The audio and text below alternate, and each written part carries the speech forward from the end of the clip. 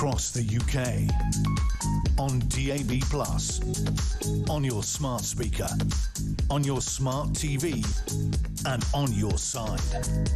This is Talk.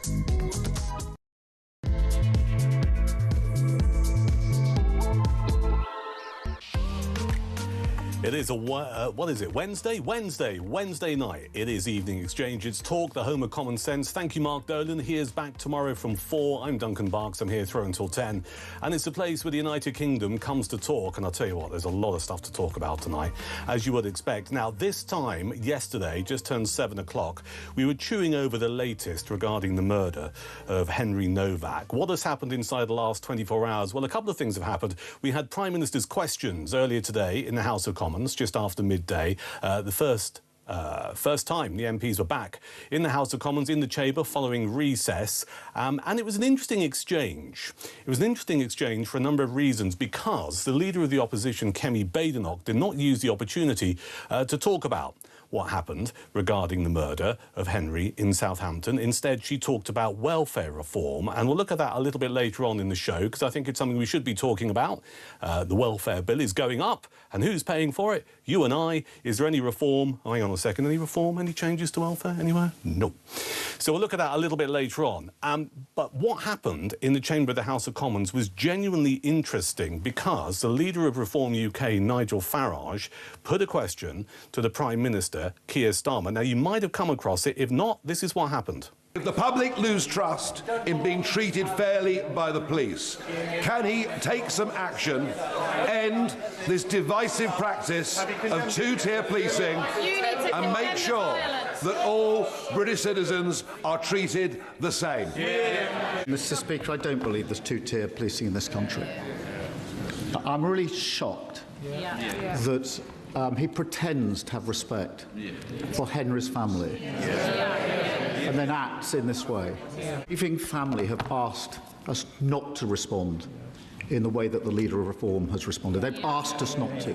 My response, and the response of others, to be fair, has been focused on the lessons to be learned so we can deliver justice. His response has been to appeal for rage. Rage. That's his response to a father who's lost his son, and ask for that not to happen.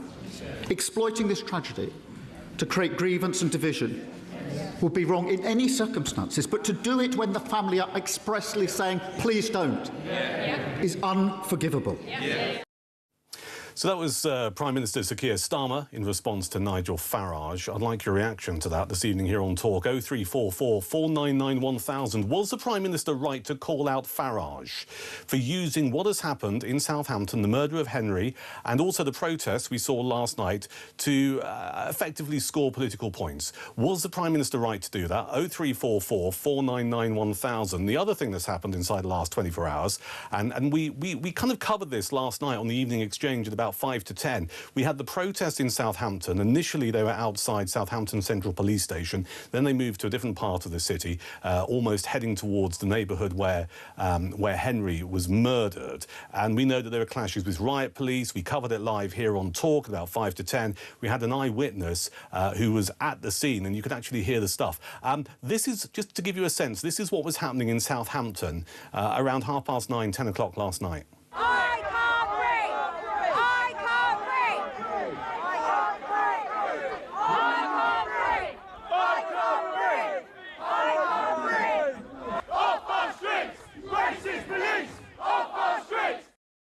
So that was a bit of the protest that was earlier in the evening, and we know, of course, it, to want of a better description, kicked off a little bit later.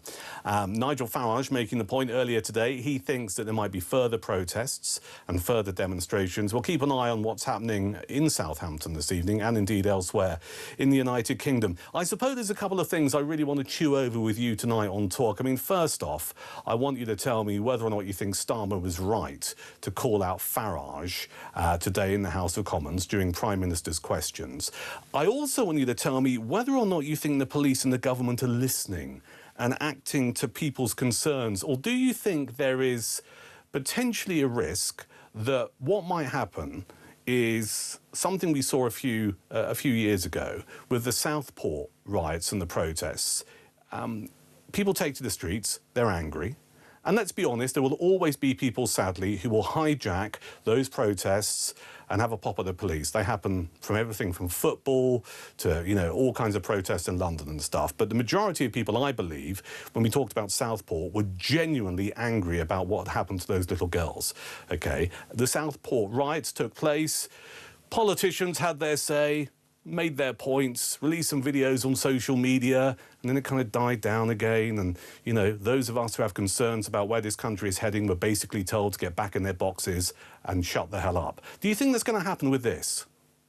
Do you think people understand there is a frustration in this country? The people who govern this country, the people who maintain law and order. And I made this point last night, it's not about having a pop at the police. I think it's a greater issue. I think there are, if you like, policing guidelines that have been in place, and the guys and girls on the front line are just doing what their senior officers have told them to do and how they've been trained to do it as well. So it's a far bigger problem. But do you think people in power in this country are listening to people's concerns? Because we've heard over the last couple of days, and certainly in the last 24 hours, a lot of the terminology, two-tier policing, two-tier justice. I spoke to people last night here on Talk, my colleagues on Talk throughout today. I've had plenty of calls from people saying, well, look, I believe there's two-tier policing.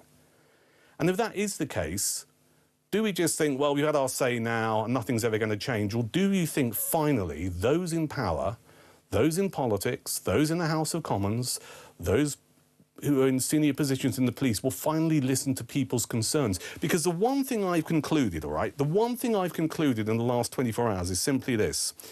When you hear politicians, and I understand Henry's parents rightly saying they don't want this used for political purposes, I get that completely, and we should honour that. We should honour that.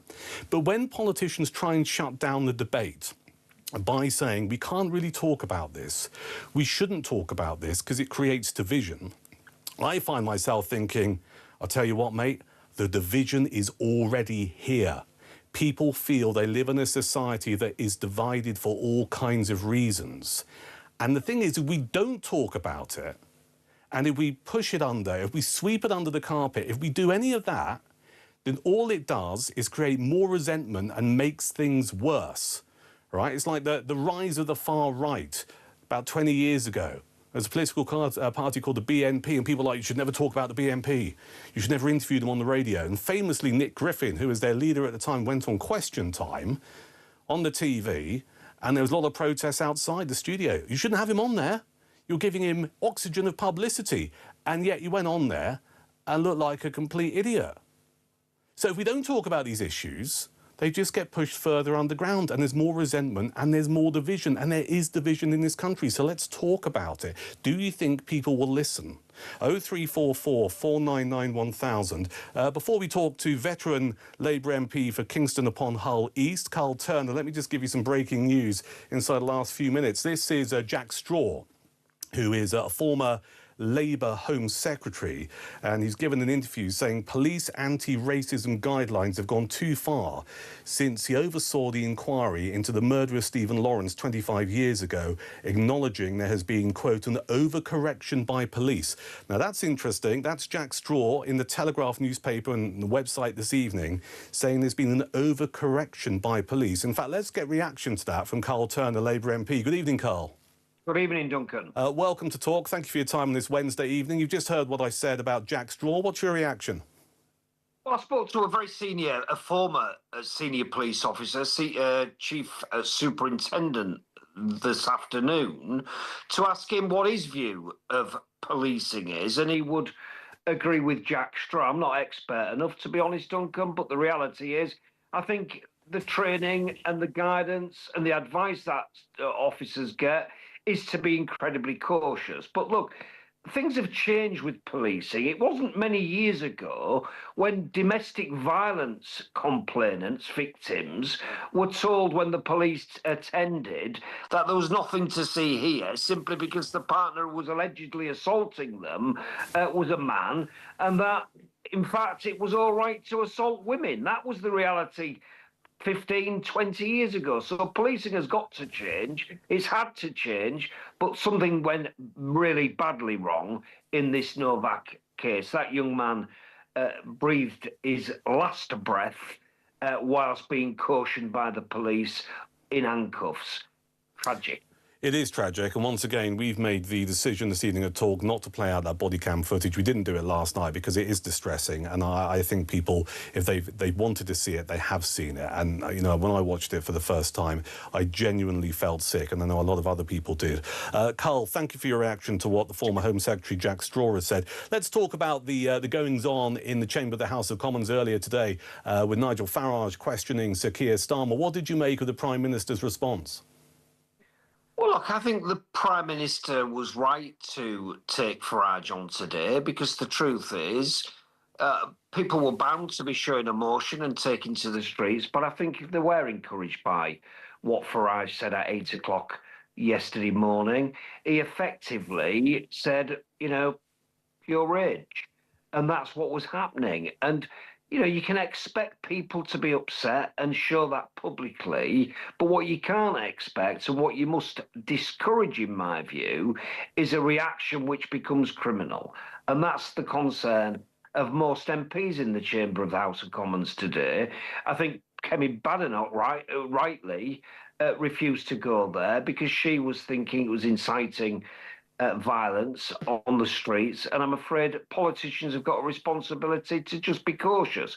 And we also must be terribly mindful of what the family have said. Mark Novak himself has said he doesn't want this to be used as a political football. I'm afraid to say Nigel Farage was using it, in my view. Do you think Farage is guilty of whipping up civil unrest? I wouldn't go as far as that, but I think for his own political reasons, we've got a by-election in Makerfield. I suspect he's been advised or thinks. One thing about Farage, of course, Duncan, is he's incredibly political. If he thinks he can use this terrible incident, this tragedy, for his own political benefit by improving his candidate's chances in Makerfield, then he'll do it. That is what Farage is about, in my humble opinion. And I think we all, as politicians, should be careful and cautious about encouraging violence on our streets. Please continue. Sorry, Carl. Go on. People are already raving mad about a lot of things in society. People are already thinking things are unfair. To encourage people to take to the streets and be, public disorder is something that we need to manage. And you know, Farage is somebody who ought to be more responsible, in my view.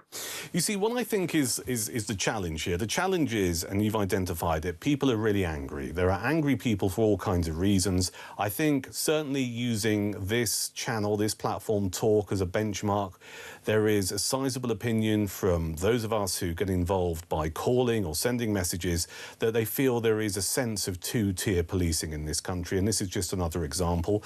They tell me that there's a sense that they have a sense of two-tier justice. They also feel that they're not listened to. And I think this is part of the problem. I mentioned earlier that sadly we had the Southport riots and kind of like there was this view, particularly from this government and this Prime Minister, which was like, it's very tragic what's happened, but we should not take to the streets, people should not riot, and it almost shuts things down. And my observation with this here is Keir Starmer today rightly relating the view, if you like, the request, the plea of Henry's father not to use this to score political points or for political point scoring or whatever. However, there is a debate to be had here, and I think this Prime Minister's problem is he shuts down any of this debate. He doesn't want to hear that there are people in this country who have got concerns or views that there is two-tier policing, and by shutting things down, he actually makes things worse.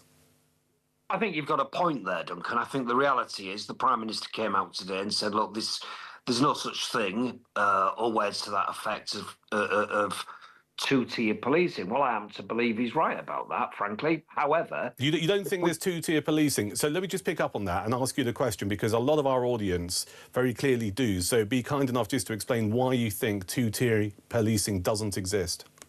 Well, I think police officers do police without fear or favour, but they're mindful as well of situations that meet them.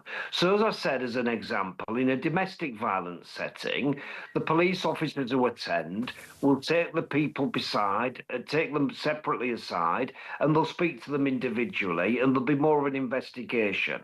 Body cam will be used.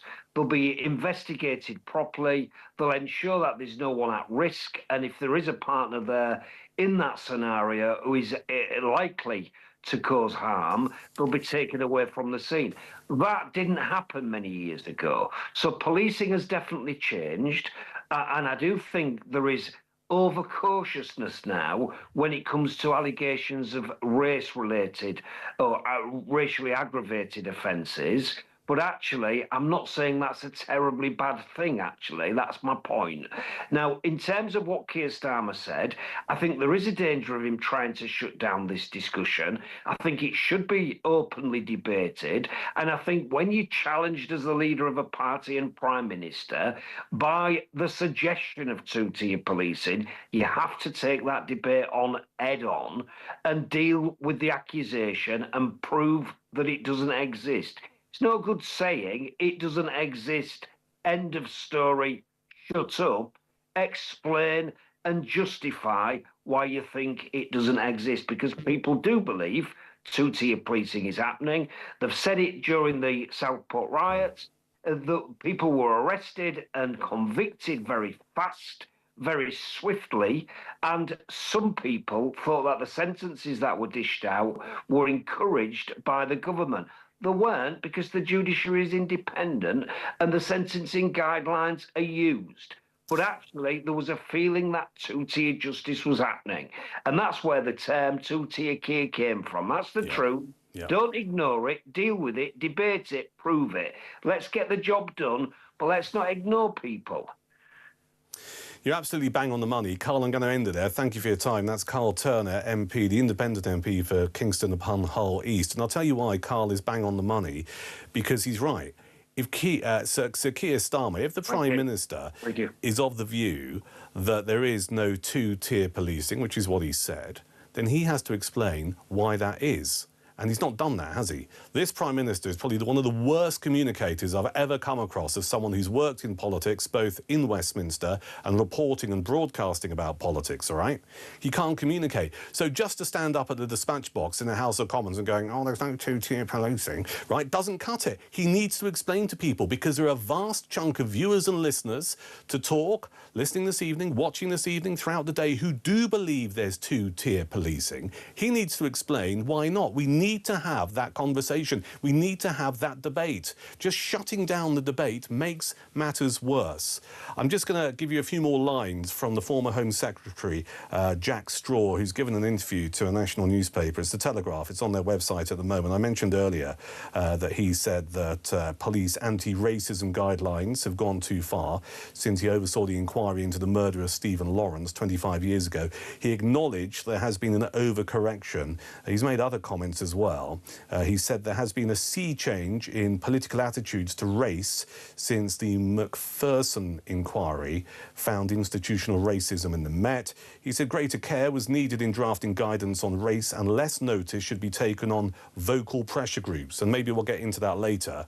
Those who shout the loudest. And this is the one bit of the interview that I think is really interesting. Remember, this is Jack Straw, Labour politician. He was Home Secretary, OK? Significant gig. He said in the interview that's just come out this evening, things were out of kilter at the time of the Macpherson report. There is no question about that, but sometimes you get reactions which go too far the other way. That's obviously what happened here. And he's talking about the Novak case. Isn't that interesting? 0344 499 1000 for your reaction to that. I suppose my main question as we continue this particular chat here at Talk is whether or not you think the government and the police, off the back of what's happened in the last 24 hours, really understand the concerns of people in this country. We'll get to our debate desk next. It's Talk. It's a Wednesday evening. I'm Duncan Barkes. I'm here through until 10.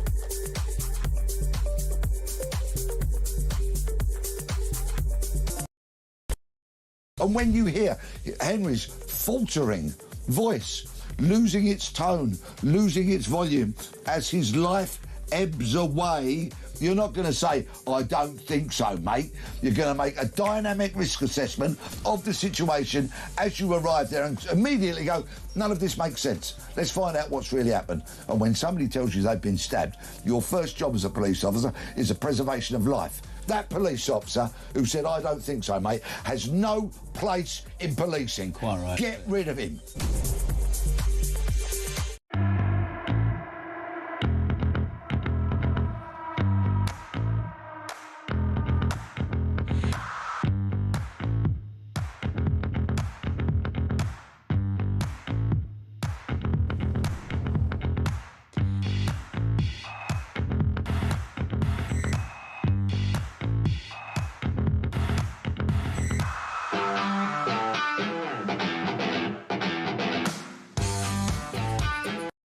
Across the UK, on DAB+, on your smart speaker, on your smart TV, and on your side. This is Talk. It's the Evening Exchange on a Wednesday. I'm Duncan Barkes. This is Talk at the Home of Common Sense. Good to have you along. You want to pick up on anything you see or hear? 0344 499 1000. We have top talent in our Talk studio, and we'll get to those people in a second. They are on our debate desk, and I shall reveal all shortly. But I'm just going to do some of these messages that you've been kind enough to send in. Just a reminder, if you're a little bit old school, 87222 on the text. Start your message with the word Talk, because that's who we are. 0344 499 1000 for your calls, your WhatsApp messages and your voice notes. Just picking up really on some of the stuff we talked about earlier with the independent MP, Carl Turner, following the exchange in the House of Commons earlier between Nigel Farage and the Prime Minister. And I'm kind of asking you really, do you think, given what we've seen and heard in the last 24 hours, what happened in Prime Minister's questions earlier, the riots in Southampton yesterday evening, do you think the government are listening to people's concerns about two-tier policing? That's what I want to get to tonight. This is, who's this? This is Suze, who's got in contact. Starmer is never right, never. The country has had enough of being told to shut up. If this tragedy is not discussed, then all of our children could be a Henry. The party, this is a quote, the party told you to reject the evidence of your eyes and ears. It was their final, most essential command. I'm going to throw this to our debate desk, and I'll introduce them properly in a second. Who said that? Famous George quote. Orwell, George Orwell. Yeah. Well, we'll buy you a drink later. Thank you. Thank you for that, Suze. Elsewhere, this is Pamela, who says the division is absolutely already here. I feel desperately sorry for the family of Henry Novak, but it's convenient for Starmer that they have called for this not to be politicised. However, the people of this country are allowed to show how they feel. Nigel Farage has not whipped up civil unrest. It's Starmer who's done this, says Pamela in Bolton. Thank you, Pamela. And very quickly, this is Johanna, who says Henry Novak's father, Mark, said he wanted his son's story, quote, to make our streets safer for everyone. He wanted debate, not shutting it down like Starmer did in PMQs earlier. Starmer contradicted himself. He said there wasn't two-tier policing. Then he said there was work to do. What work if there isn't two-tier policing? Do keep your messages coming in, 0344 499 1000 for your WhatsApp messages, your voice notes and your calls, 87222 on the text. Start your message with the word Talk. You had a little sense a few moments ago of the top talent staffing our debate desk this evening on the Evening Exchange. First off, Cecilia Manoir, former Labour councillor, welcome. Thank you. Good to have you in, and well done on the George Orwell answer. Did you know that, James? I did. I have read 1984. Well, you didn't ring your bell to try and answer the question. Too late. Too late. James Hodgkinson, Research Associate at the Adam Smith Institute. Welcome. Lovely to listen, be here. Great to have you both in. Thank you for giving up a chunk of your Wednesday night. Let's kick off with what we've been talking about since 7 o'clock this evening, particularly the exchange in the House of Commons in the Chamber earlier, Prime Minister's questions,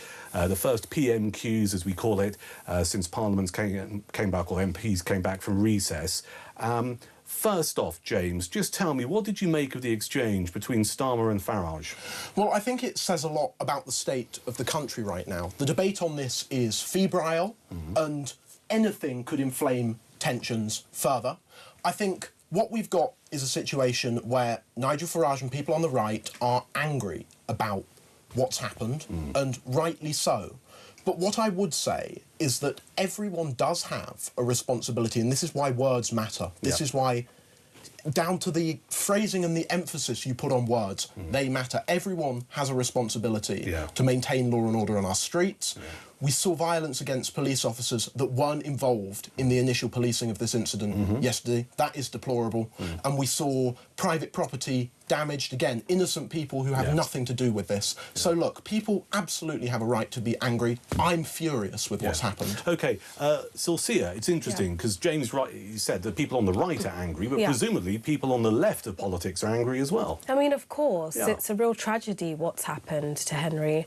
And I think anyone who's seen that footage, you'd be amiss to find someone who wasn't moved by that. It is really, really tragic. I think the point that's being made, which is really important, and I mean, it's the wishes of the parents who said they didn't want this issue to be politicised, and then to see what Nigel Farage's comments were at PMQs and the words and the language which he used in terms of this cold rage, I think that amounts to incitement, and I think that's really incorrect to co-opt a family's personal tragedy for political gain. That's really interesting. Let me explore that comment, and James, feel free to jump in if you want to. You believe that Farage is guilty of inciting, what, further civil unrest and violence? Yes. Which bit of what he said, then, do you peg that on? I'd say it's the cold rage which he's encouraging people to... Of course, people can feel angry. People, you can watch the video for angry. You don't need to be told by Nigel Farage to feel that way. But I think by trying to galvanise people around this sentiment of anger, and this is the man who's aspiring to be a future Prime Minister, so when every tragedy that happens in our society, is he going to encourage people to... Is rage really our answer, or is it us having a systematic review of what's happened and learning lessons so it doesn't happen again?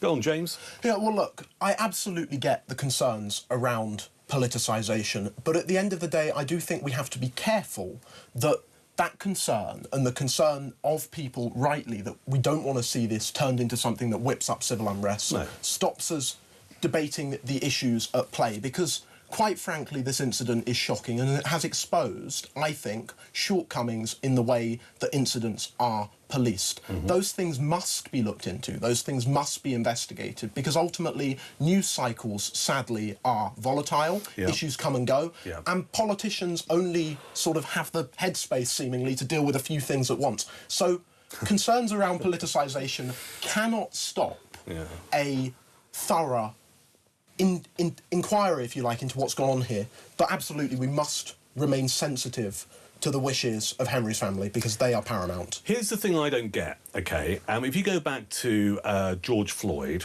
which kicked off the Black Lives Matter protests around the world, actually, not just in the USA, in the House of Commons, there was a minute's silence held for the death of George Floyd, OK? And people have said to me today, they said, I kind of understand why that happened, but I don't understand why we're not doing the same thing for Henry Novak. What are your thoughts on that? I think that's an interesting question.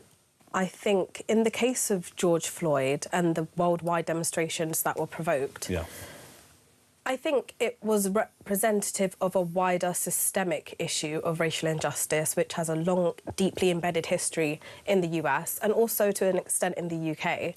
I can't explain or give the reason. I'm not the one who's in charge of what people do in Parliament, you know. Of course not. But I think in terms of giving that wider context, I do think that that's relevant. But of course, I do think that Henry's life should be remembered and respected. This is the thing that I think is problematic with this, is that it does feed into this narrative that there's this kind of like, and we use the term two-tier a lot. So if we talk about the minute silence in the House of Commons back in 2020, I think it was, OK, for George Floyd, nothing similar for Henry Novak. People kind of go, well, why is that the case? Why did we do this for George Floyd, but we're not doing it for Henry Novak? And then it just feeds into this overall kind of picture, which is, if it involves, and I'm going to have to speak quite brutally here, if it involves an ethnic minority, then we do something like a minute's silence. If it doesn't, then we don't. And I think that's part of the problem, James. Look, loss of life in these circumstances is utterly tragic. If I was a parliamentarian, I'd have been absolutely pushing for there to be a moment's silence today. But on the broader point, I think we've seen a lot of people sort of hovering around the edges of this stuff. And there's a common sense statement here, which I would like to make, which is that in this country, all lives matter. Of course. Whether you're black, whether you're white, whether you're ethnic minority, your life should matter equally. And I think that's something that perhaps has been lost in some of the discourse we've seen around this. And it's time, I think, for the police to recognise that in the way they police these incidents. And the population, I think, does recognise that. And what we've seen is a lag between what the population want and what the police are giving them in the way they're responding to these incidents. And my hope is that if one thing comes out of that, this incident, it's that we get that sorted. It's that we get proper equality under the law back into our policing. All right, let's spread the love a little bit this evening. This is MJ in Staffordshire, who says one of the best debate desks here on Talk tonight with James and Sulcia, so some love there. And another message here, this is from Hev, who says, evening Duncan, I think Nigel in PMQs did the right thing. I do believe he didn't need to mention Henry, but he was right to bring up the subject of two-tier policing. All the jeering at Farage was a disgrace, but he is more in touch with the people outside of Parliament. Starmer makes my blood boil. He has no conscience about lying or throwing accusations around, targeting individuals with his foul mouth. I'm incandescent with rage over this slanderous PM and those in Parliament in general. Henry said he was stabbed before he was dragged on the gravel by the police and treated so despicably. So yes, Farage did the right thing in PMQs, and he was not motivated for his own political benefit. He speaks for many people, says Hev. 0344 499 1000 if you want to respond to that or anything else you've heard about. It's Talk. It's the evening exchange on a Wednesday night. I'm Duncan Barkes. It's just turned 7:30 and more from our debate desk next.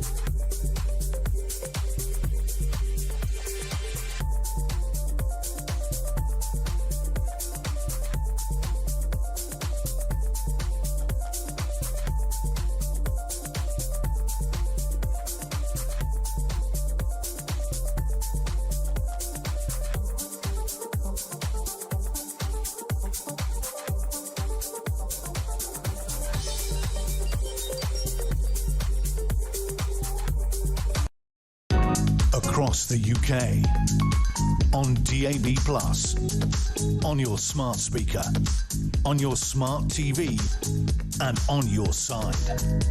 This is Talk. It is the evening exchange. It's a Wednesday. I'm Duncan Barkes in for Peter Caldwell. Peter is back Monday evening from 7, just so you know.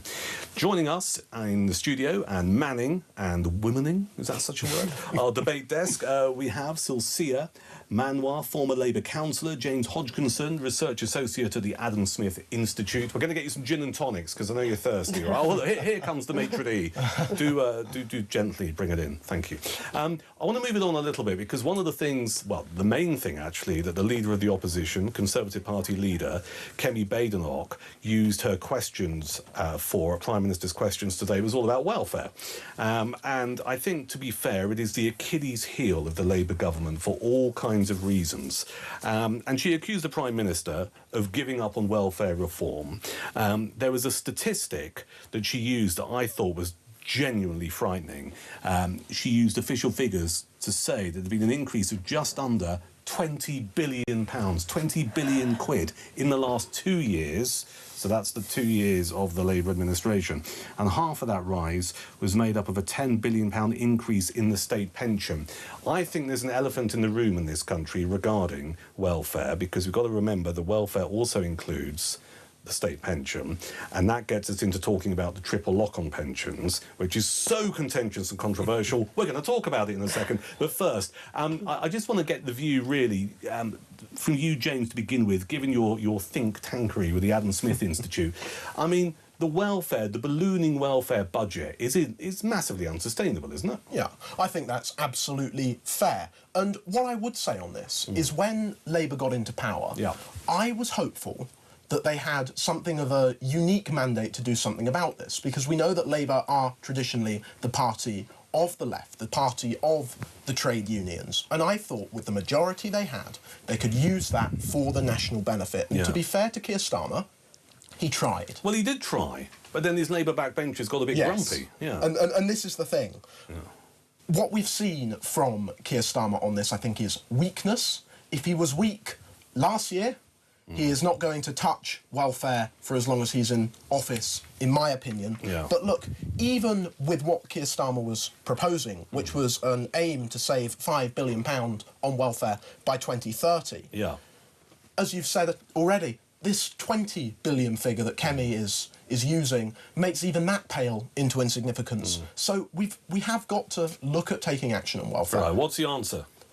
Gosh, how long have you got? Well, we've got a bit of time. You know, you're here till 8. I mean, I say this with respect and a bit of affection. I don't really know you, James, but you're a bit wonky. You know, you come from a Westminster think tank. You're supposed to have the answers. What are they? Well, look, personally, I think what we do is we prioritise getting people into work. Right. And to be fair to Labour, they have now belatedly started to look to do that. Specifically, I'd like to talk about young people, if that's okay, because what we've seen is unemployment in 16 to 24-year-olds reached 16.2% under this government, which is the highest level in nearly or over a decade, can't quite remember.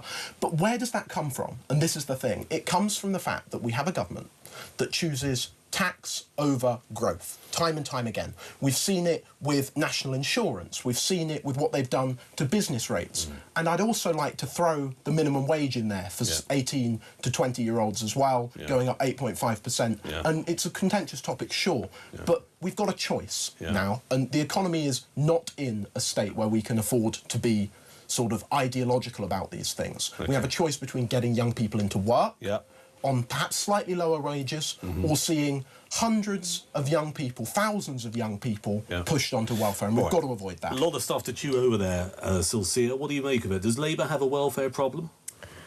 I think we inherited a very difficult situation from the Conservatives, who were in government for 14 years, predating the 2 years up till this point of a Labour government.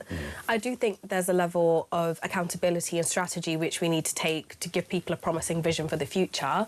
Welfare is this hot potato, really, it seems, between different political parties, different governments. No one really wants to touch it or anything with it. It's a very contentious issue. Well, it's not a vote winner, is it? No, it's not. I mean, you're going to cut their benefits. It's not. It's not just the benefits, though. Thing. So I'm going to literally, metaphorically, pull a pin out of a grenade and lob it into our studio here, all right? It's not just about benefits, and it's not about Benefit Street, OK? It's also about OAPs and their pensions, all right? Guys, put your tin hats on, because it's about to kick off, all right? So, you know, when we look at these figures, in the last 2 years, or just under the last 2 years, on Labour's watch, so you can argue, well, 14 years of Tories and we inherited stuff, but, you know, 20 billion quid's been put on in the last 2 years. That is under Starmer's role as Prime Minister.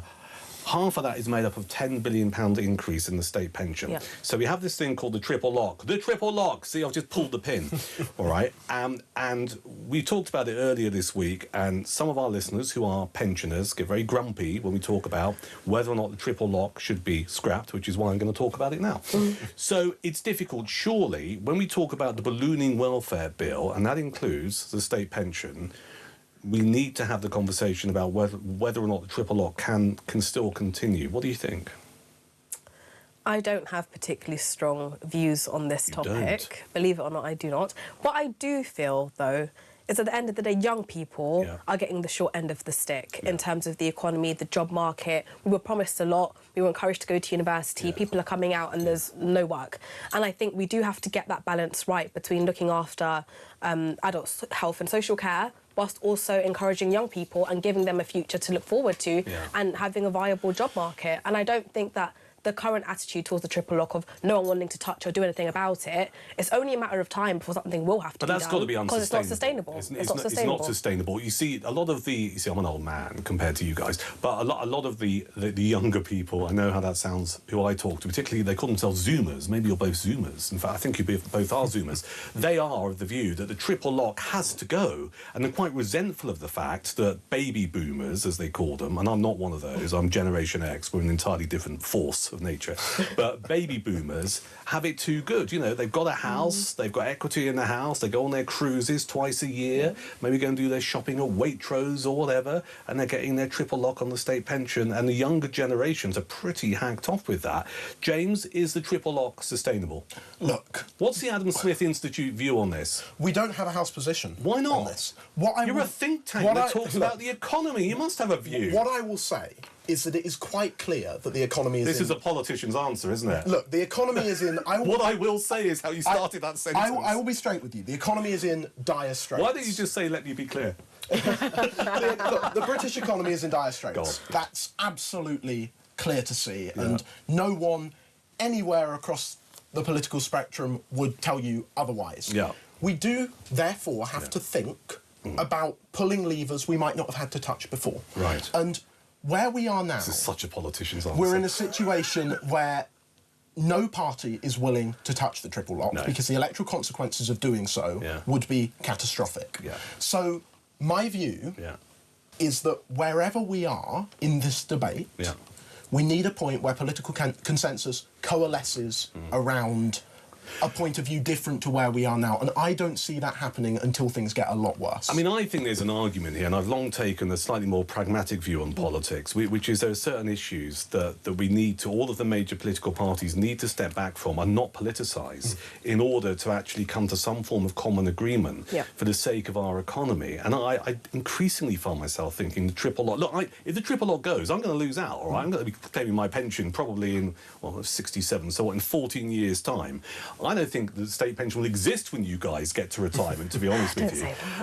But I do believe we need to have a pragmatic conversation about it. And I also think the debate around the triple lock is there's no nuance in it. And this is where part of the problem is. Part of the problem is that people just go, keep the triple lock or scrap it. When I'm having a conversation just going, well, maybe dilute it a little bit and just say, look, the state pension should maybe rise by wage growth, and that's it. So it still goes up, but it's not by the 2.5%, etc., etc., etc. And I think it is something increasingly that political parties need to think of. But James, you're absolutely spot on. It's not a vote winner, right? And particularly as we all know rather, that the people who go out to the polling station in the wet weather and the ones who cast their vote and, you know, put their cross in the box and stick it in the ballot box, they tend to be older people. You don't want to hack off those loyal voters. This is a great conversation. Thank you. It will continue in a few moments' time. James is here. Silcia is here. It's our debate desk. And this is Talk.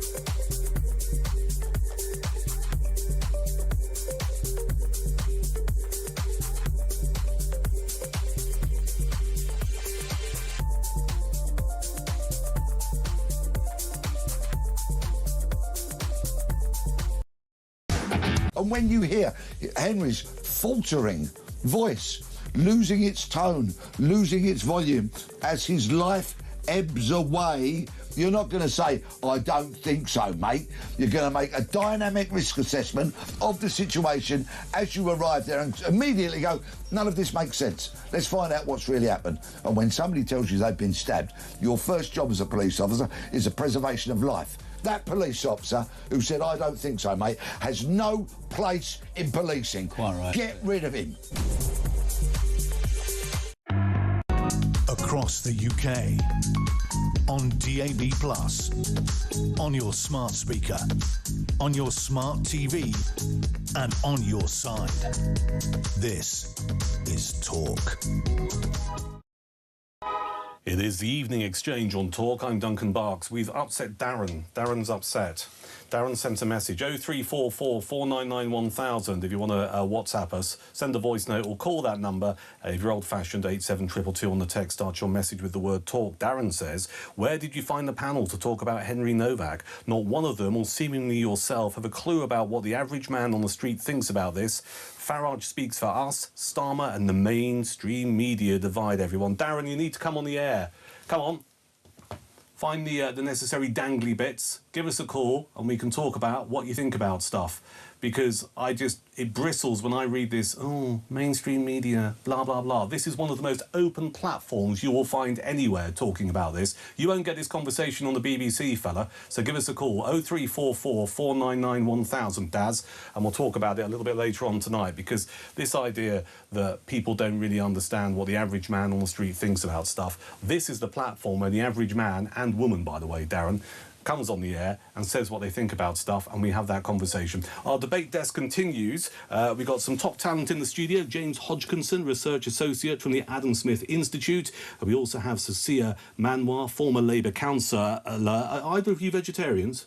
No. Good, because I wouldn't have let you in otherwise. So let's talk about Ed Miliband. So Red Ed, as one newspaper calls him. Surprisingly, the Energy Secretary has signed up to a legally binding goal to cut UK carbon emissions by 87% by 2040. And Ed says we would need to cut back on our meat and dairy to meet these targets. Now, I'm going to talk about this in more detail a little bit later on, but full disclosure, I eat a lot of meat. I make my own sausages. I have a podcast about sausages. It's on YouTube. Quick plug. It's called Prick with a Fork. Make your own gags. It's on YouTube. Hit subscribe. Learn all about sausages. There's sausage reviews and a load of stuff on there. I'm not giving up eating red meat. And I'm going to ask our audience later what they are prepared to do to save the planet, because I think it's a conversation we need to have. I just get increasingly incensed for all kinds of reasons about Ed Miliband, but I just find myself thinking, if you want to bring people on board, right, to try and hit these targets, you don't start telling them what they can and can't eat. And all that does is put people's backs up, right? What do you think, Cecilia? I think that, of course, it's a punchy headline. A lot of people in this country are meat lovers. You know, it's the country of sausage rolls and all sorts, and a bacon bap, you know, as British people. Yeah. We eat a lot of red meat, to be honest. So I can understand why some people be apprehensive. Full disclosure, as a Kenyan as well, like, we eat a lot of meat, so that's part of my diet. What's your favourite bit of meat? I like ribs. Yeah, I like ribs. I like a good rib. I like a rib. Personally. Yeah, go on, sorry, I interrupted you. Yeah, so you distracted me with food. Okay. About your carnivore activities. Yeah. But I do think there's a point to be made that we can't keep kicking this can down the road of net zero and reducing our carbon emissions. We're already looking like we're not going to meet our 2030 target.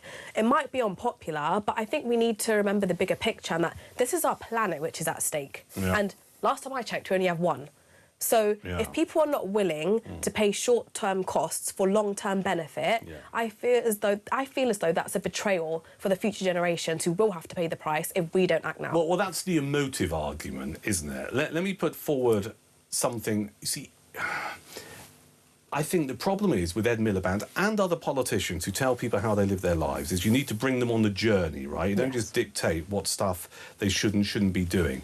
And I think that the biggest problem here is that the UK produces less than 1%, right, or contributes less than 1% to the world's emissions, less than 1%. And people just go, well, what about China? What about India? And Ed Miliband, when that point is put to him in the House of Commons, goes, yes, I know, but we inspire other countries to set targets and to work towards them or whatever. James, what's your take?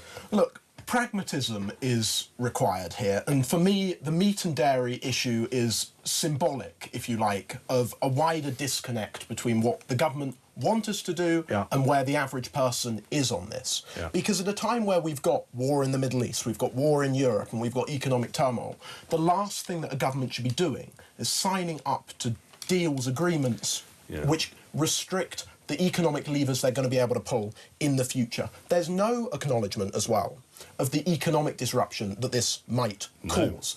If we were to suddenly eat less meat and less dairy, we'd have farms across the country would potentially have to shut up shop. And the links here between that hypothesis and what's going on with North Sea oil are clear to see.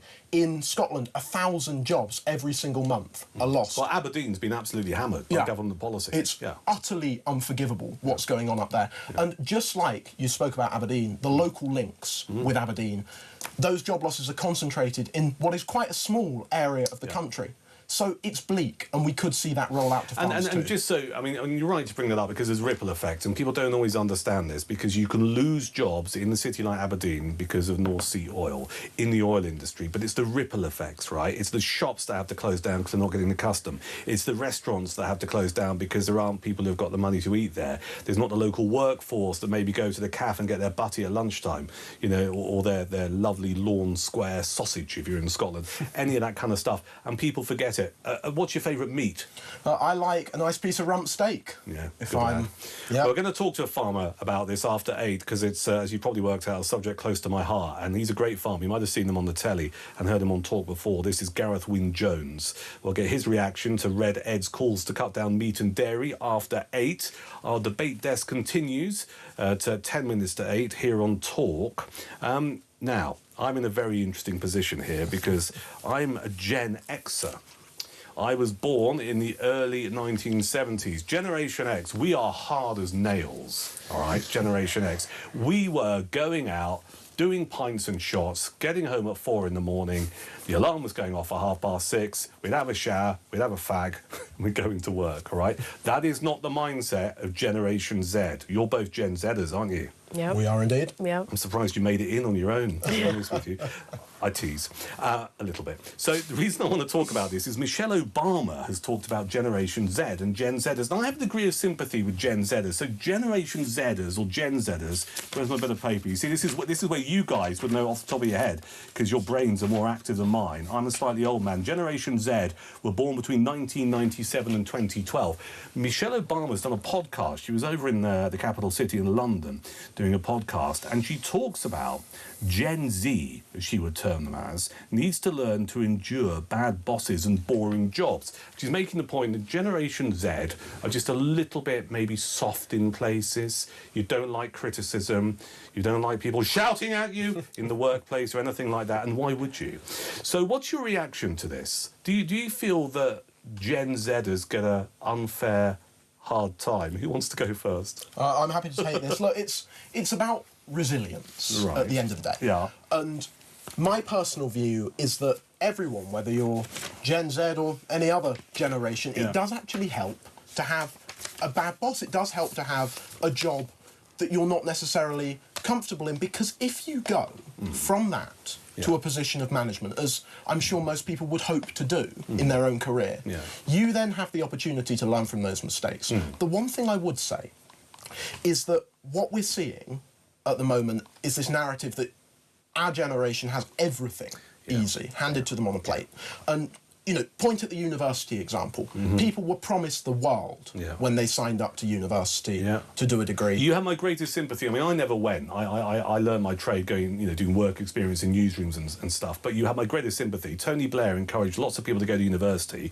I know plenty of people who come out of uni with a shed load of debt and they can't get the job they want. So I have a great deal of sympathy with Gen Z. James, I'm just going to move it on so Silcia can give us her view on Generation Z. Do you think your generation get an unfair hard time? I do think there's this caricature that the media likes to portray around Gen Z. Not just the media, it's Michelle Obama. I mean, you know. I would say, because I've read what it is that she said, and I do understand the point that she's making. At the end of the day, we live in a generation where we have instant gratification with social media and all these things. We're used to things happening very quickly when we want it at whatever time. And I think that it's important that we develop resilience. That is important. And I think that will take you far in the workplace. And from my personal experience, being a counsellor for 3 years, alongside my first year degree at the London School of Economics, mind you, so it was no easy sort of ride, I knew that working hard and balancing a lot of different things on different plates, it only makes for a more well-rounded individual. Yeah. So I think that it's important that as a generation, we're willing to take on that work, but then there's lots of things that were normal, let's say 20, 30 years ago in the workplace, that are not normal now. Yeah. And I think there's been a lot of that is positive. A lot of that has been positive developments in the workplace and work culture. So I don't think it should be a thing where people in the older generation should be like, well, we had it this tough, so you guys should have the same. I think we should be striving to improve our work culture as generations go by. I mean, with the greatest of respect, you're not typical because you took on a lot of responsibility at quite a young age, being a counsellor, which I would argue a lot of Gen Zers haven't done and wouldn't do. But fair play to the point you made. Very quickly, both of you, if you could change, well, it doesn't have to be that quick, if you could change something in society today that might make it easier for Generation Z, what would it be? Flexible working, I think, needs to be normalised post-COVID, but I think we should continue. I think that would help. Do you not think you have flexible working as it is? I do think that some work from home, do. you can sit there and watch Bargain Hunt. In some cases, yes, but I do think that there is a pushback starting to happen. But I think it is more adaptable to young people's lifestyles. And why would that be? Why would that be a benefit to Generation Z? So if you're talking to someone here, you know, self-confessed old git, right? Generation X, 9 to 5, Monday to Friday, crack on. Yeah. Why would having the flexible working be of more benefit to your generation? I wouldn't necessarily say it would be of more benefit. Right. I would say it's beneficial overall because for Gen Z, we want a work-life balance, right? That's very important. Previous generations probably wanted that as well and they weren't afforded it. If we're in a generation where we want people to have kids, we talk about birth rates declining. Yeah. A lot of the reasons why women are not as willing to be having children is because in this current economy, it's really hard to manage childcare and all these things. I think that's a fair point. It would help. James? For me, I'd like to see apprenticeships turbocharged. I know so many people who went to university without a clue what they were going to do with the degree they got. For me, we need to be equipping young people with the skills they need for the workplace so they can get kicked off with very little debt and go straight in. Brilliant. Listen, you two have been cracking. Thank you for coming in. James Hodgkinson, Research Associate at the Adam Smith Institute. Silsia Manwar, former Labour councillor who have been taking care of the debate desk this evening. Thank you both for coming in. After 8 o'clock, how much do you love your bacon butty? How much do you love your sausage bap? How much would you do to save the planet? Would you give up either? Would people like James stop having their rump steak in order to save the planet? Ed Miliband wants you and me to stop eating meat and cheese in order to hit emission targets. That's happening next.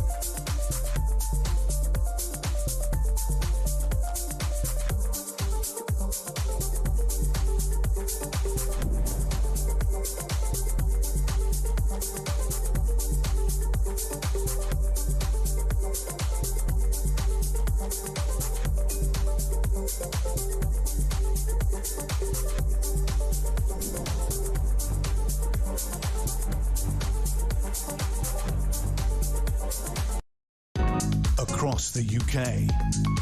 On DAB+, on your smart speaker, on your smart TV, and on your side. This is Talk.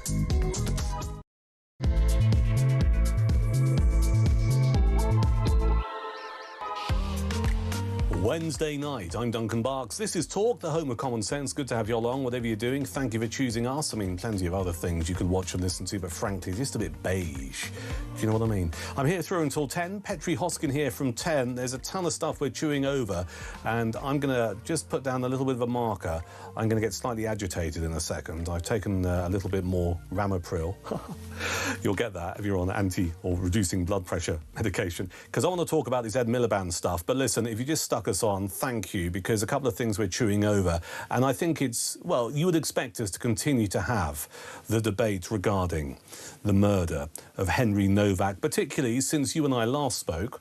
Since yesterday evening, a couple of things have happened that are significant. We had the protests/riots in Southampton that saw some police injured. Started off as a peaceful protest outside Southampton Central Police Station, and then there was a breakaway mob who started moving down to a different part of the city where Henry was murdered. That's when they clashed with riot police. E-bikes were being thrown at the police, wheelie bins, all kinds of stuff.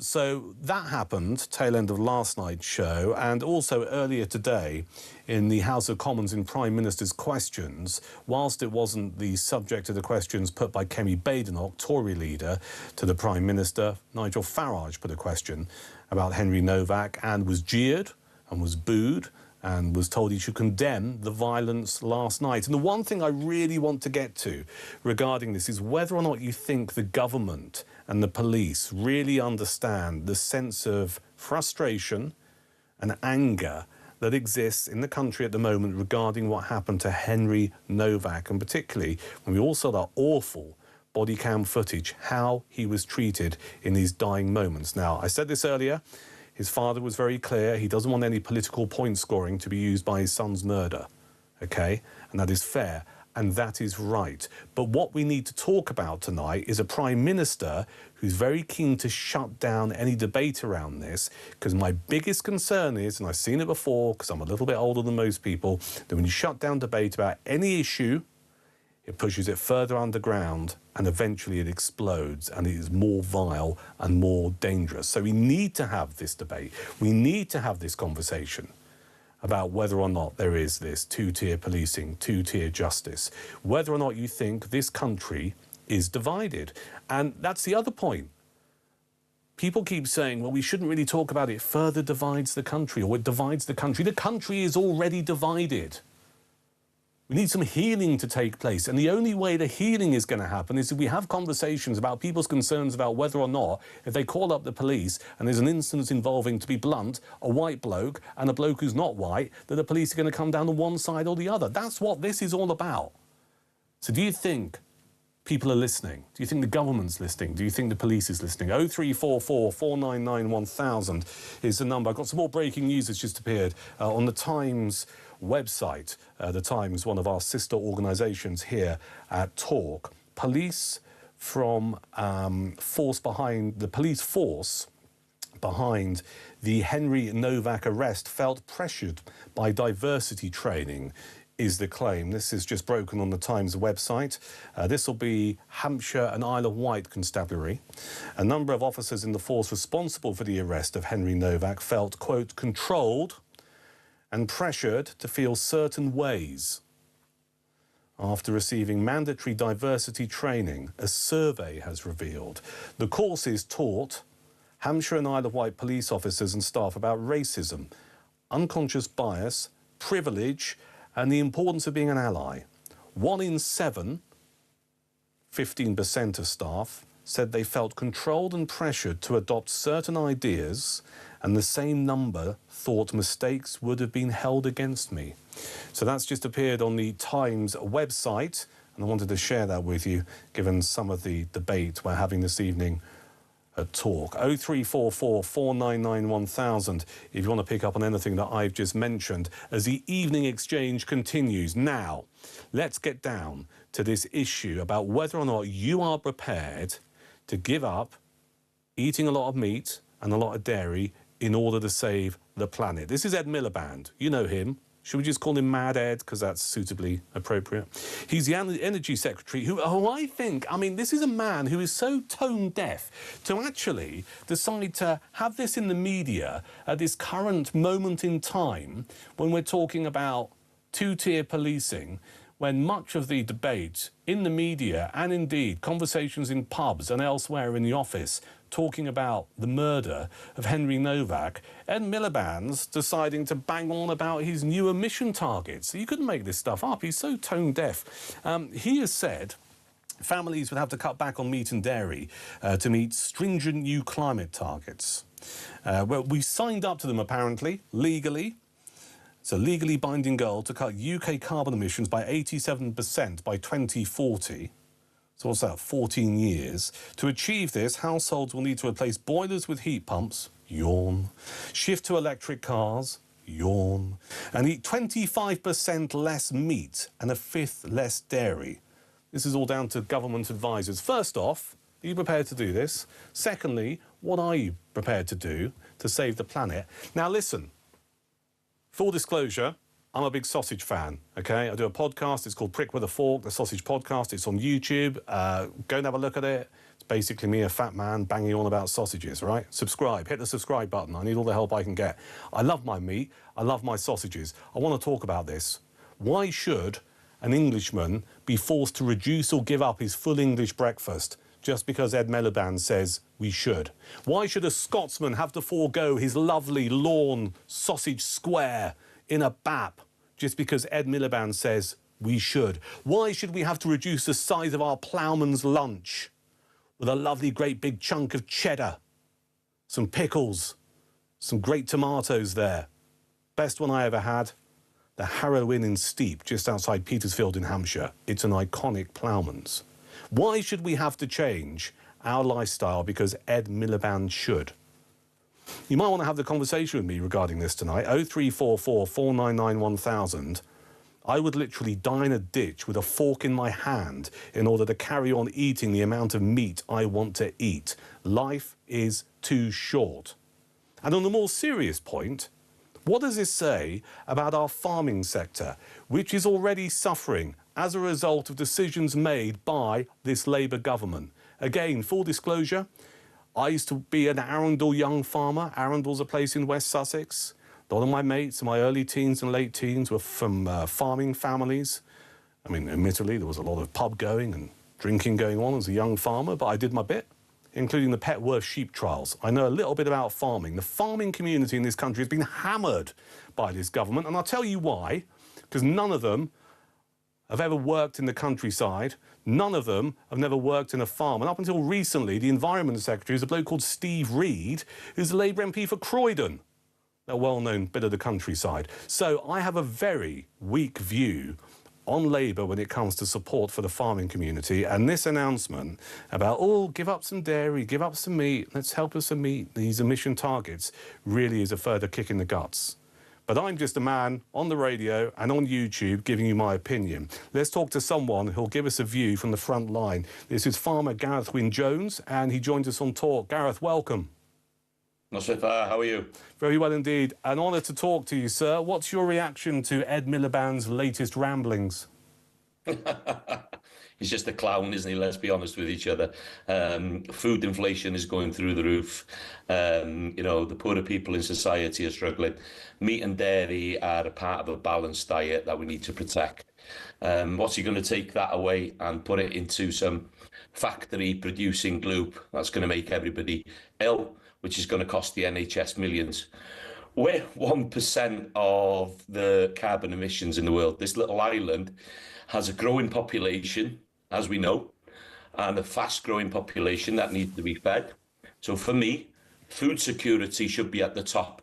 So a lot of the land we have in this country is very good at growing that green stuff, which is called grass. Yeah. Grass can be transported into yogurts, into milk, into cheese, into ice cream, and it can be produced into top-quality protein, which is beef, lamb. And these are the things that we should be pushing the narrative to the next generation. I just think it's ludicrous that people aren't awake to what the United Nations and the WEF and the Davos super rich flying in their jets and telling everybody else to eat cricket. It's an absolute joke. They are champagne socialists living in London in their ivory towers, drinking their oatmeal lattes. And it's about time the British public told them to stuff this net zero where the sun don't shine anymore. Because look, we're one of the countries that are paying the most for energy. We're one of the countries that are paying most for food, and it's all not due to this government. I'm not going to blame this government completely. There's due to government policies over the last 15, 20 years. We've been under a Labour government for 26 years in Wales till this last month. So, you know, we're looking for a new, brighter future, and hopefully it's going to be about food production and not net zero anymore. You really hit the nail on the head. Let's just explore in a bit more detail. Why do you think there is this disconnection between politicians, either in the Senate in Wales or indeed in Westminster, when it comes to farming, when it comes to people like yourself, when it comes to agriculture? Why don't they understand? Well, let's put a little example in. So, Keir Starmer stood in the NFU conference before he was elected as our Prime Minister, and he told everybody how he was going to protect the family farms, watch after these people, food security. He was going to do everything. I think we as a country should be judging our politicians and our parties on the manifestos and the promises they are supposed to deliver. So he went in, and the first budget they did, they put a 20% inheritance tax on farmland. The biggest bombshell we've had in a generation, to a community, a business that was already on its knees, that was having a 1% return of what we had. Yes, when you look at a lot of farmers, they've got a lot of equity, they've got a lot of, money in that farm. But that means nothing if you can't sell it. You are passing that on to the next generation so we can feed people affordably. And this is what these politicians, I'm trying not to swear here, these politicians, as you can see on my T-shirt, yeah, there's going to be no ball here tonight, and these politicians need to get out there and start to listen to the people, because you know what we want to do is we want to feed our nation with nutritious, top quality food so we can build a better Britain on our bellies. If we can do that for the next generation, we will save billions in the future on our NHS. We have obesity, we have diabetes, you just talk about your blood pressure.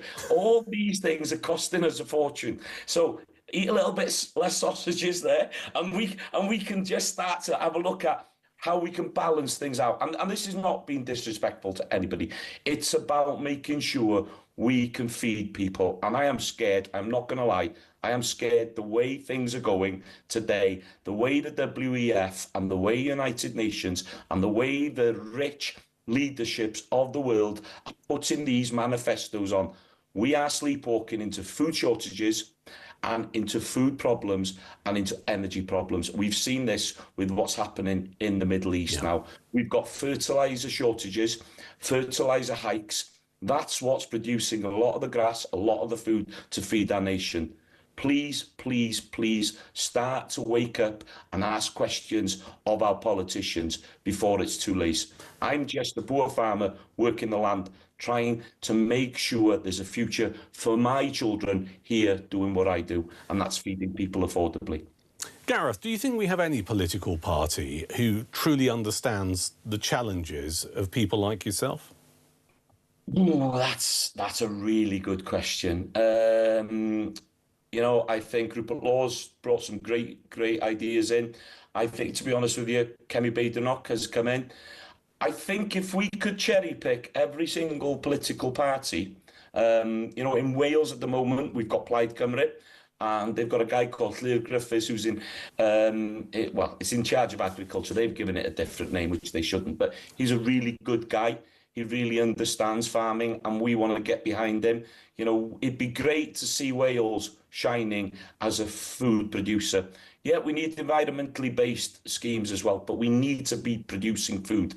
That is our job as farmers, protecting the environment, but producing food, because growing populations, poorer people in society, they're going to need good food. Yeah. They're going to need it. And it scares me that we've got so many food banks. 1/3 of the food we're producing goes into landfill. You know, something radically wrong with our whole food system, and we need to change it into local, seasonal, sustainable, regenerative and healthy food systems to feed the nation. So building that better Britain on our bellies going forward, and it can be done, but not with Ed and his crazy goon gang. They are not doing the job what they should be doing. You know, they are preaching to the UN and the the WEF and Davos. They are not watching after the people of this country, and that's really important. We need a government that listens and starts to understand the importance of farmers, because you're going to need a lawyer, you're going to need a doctor, you're going to need a nurse once, twice or three times a year. You're going to need a farmer once, twice or three times a day. It's not Tesco's, it's not Asda, it's not Sainsbury's that are producing that food. No. Absolutely bang on. Listen, you're not going to give up your dairy or meat. I have no intention of doing the same unless a doctor comes along and says, fella, you're really going to have to do it. So let's just end this on a slightly different note. As a man who is a farmer, who gets out of bed very early to farm the land, to look after the livestock and do all of the other things you have to do, what is for you the best meat-driven meal? Wow. So my Sunday meal. So that's our little bit of a chill day. So I've become a grandfather for the first time, and my granddaughter was with us on Sunday. So it was veg from my little vegetable plot. You know, our new potatoes, the first new potatoes, and my own Welsh lamb. And it fills my heart with joy that I have that opportunity to feed the next generation. I'd love to do that to more people, to invite them in. And you know, meat's not a cheap option for many people, but we've got to understand the nutritional value of that food that you're putting into your body. It's worth, our health is our wealth, and what we eat is what we are, and we have to put that energy into people, and we have to drive that to build that better Britain on our bellies.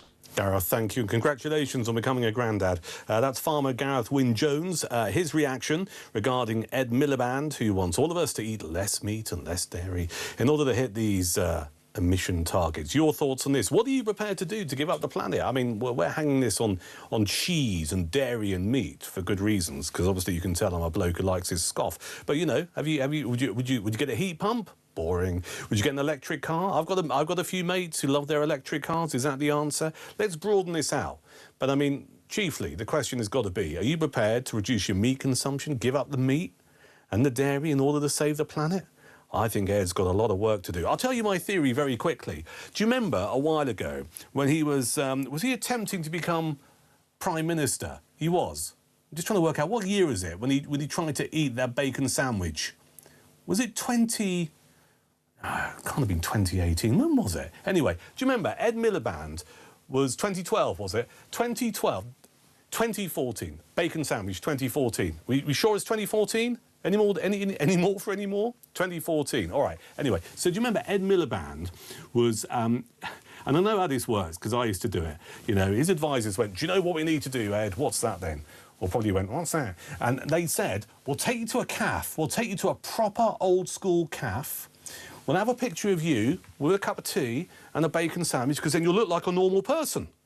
That's what we'll do, and we'll tell a few photographers from the newspapers, they'll be there, and what we'll do is we'll get you to eat the bacon sandwich, and then we'll take some pictures and they'll stick it in the Daily Mirror, and everyone will go, oh, look, it's Ed Miliband, he's normal, just like us. He likes a bacon butty in a cafe. And they found this cafe somewhere, I think it was North London. It was New Covent Garden Market, thank you. And dear old Ed, who I don't think is a bad man, I do think he's mad, and I think he's misguided, I don't think he's bad, tried to eat the bacon sandwich. The pictures are all over the internet, and he couldn't quite work out how to eat the bacon sandwich. Now, I will tell you, as a former political advisor, politicians and food, don't go anywhere near it. all right? The potential for cock-up is vast. I mean, they could dribble stuff down themselves, you know, they could end up with egg on their tie, you know, they might end up choking on a bone, all of that stuff. Food and politicians, bad idea for a stunt. Anyway, Ed couldn't eat the bacon sandwich, and I think he's been so embarrassed about that. My theory is this: he wants to stop us eating bacon. This is Talk.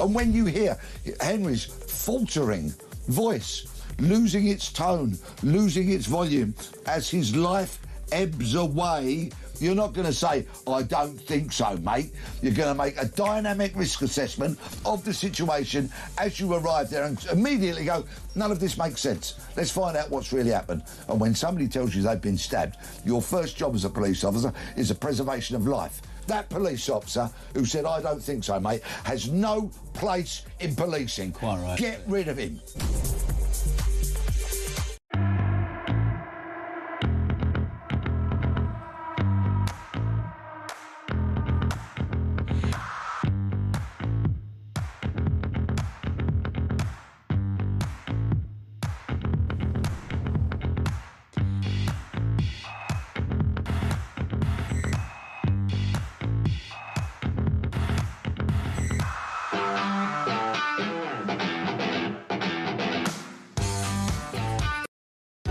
Across the UK, on DAB+, on your smart speaker, on your smart TV, and on your side. This is Talk. Let's get into some of your reaction here on the Evening Exchange at Talk. 0344 499 1000 for your calls, your voice notes and your WhatsApps. You can text the word Talk and your thoughts at 87222. This is a voice note from Nick. Good evening, Duncan. Now, you're asking if Keir Starmer was right today in the House of Commons. Well, I'll ask you, has he ever been right about anything? Because I've never heard him be right. He's told us all sorts of different things, none of them which are true. He also says there's no two-tier policing. We see it week in, week out in London with the marches. And it's actually written in black and white in the police's way of doing things, that we've got to treat different people differently. I think, as again, is wrong yet again. Nice one, Nick. Thank you for that. You want to pick up on what Nick said? 0344 499 1000. Asking you about Keir Starmer and Nigel Farage, their exchange in the House of Commons earlier today. Also, some messages coming in as well regarding Ed Miliband, telling us we should all eat less meat. Plenty of stuff coming in. And also, I'm asking you what you would do in terms of giving stuff up to save the planet or changing your life. This is from Enid, who says, Duncan, I grew up on a mixed family farm. I have consumed copious amounts of full-fat milk, block butter, and regularly eat meat. Cheese is one of my favourite foods. I'm about to hit 75 years old, and Siliband, oh, I'm going to nick that, that's good, Siliband, can shove his stupid ideas where the sun doesn't shine. Thank you for this, says Enid. I feel better for my rant. It's all right, Enid, consider it a public service. Rants are most welcome.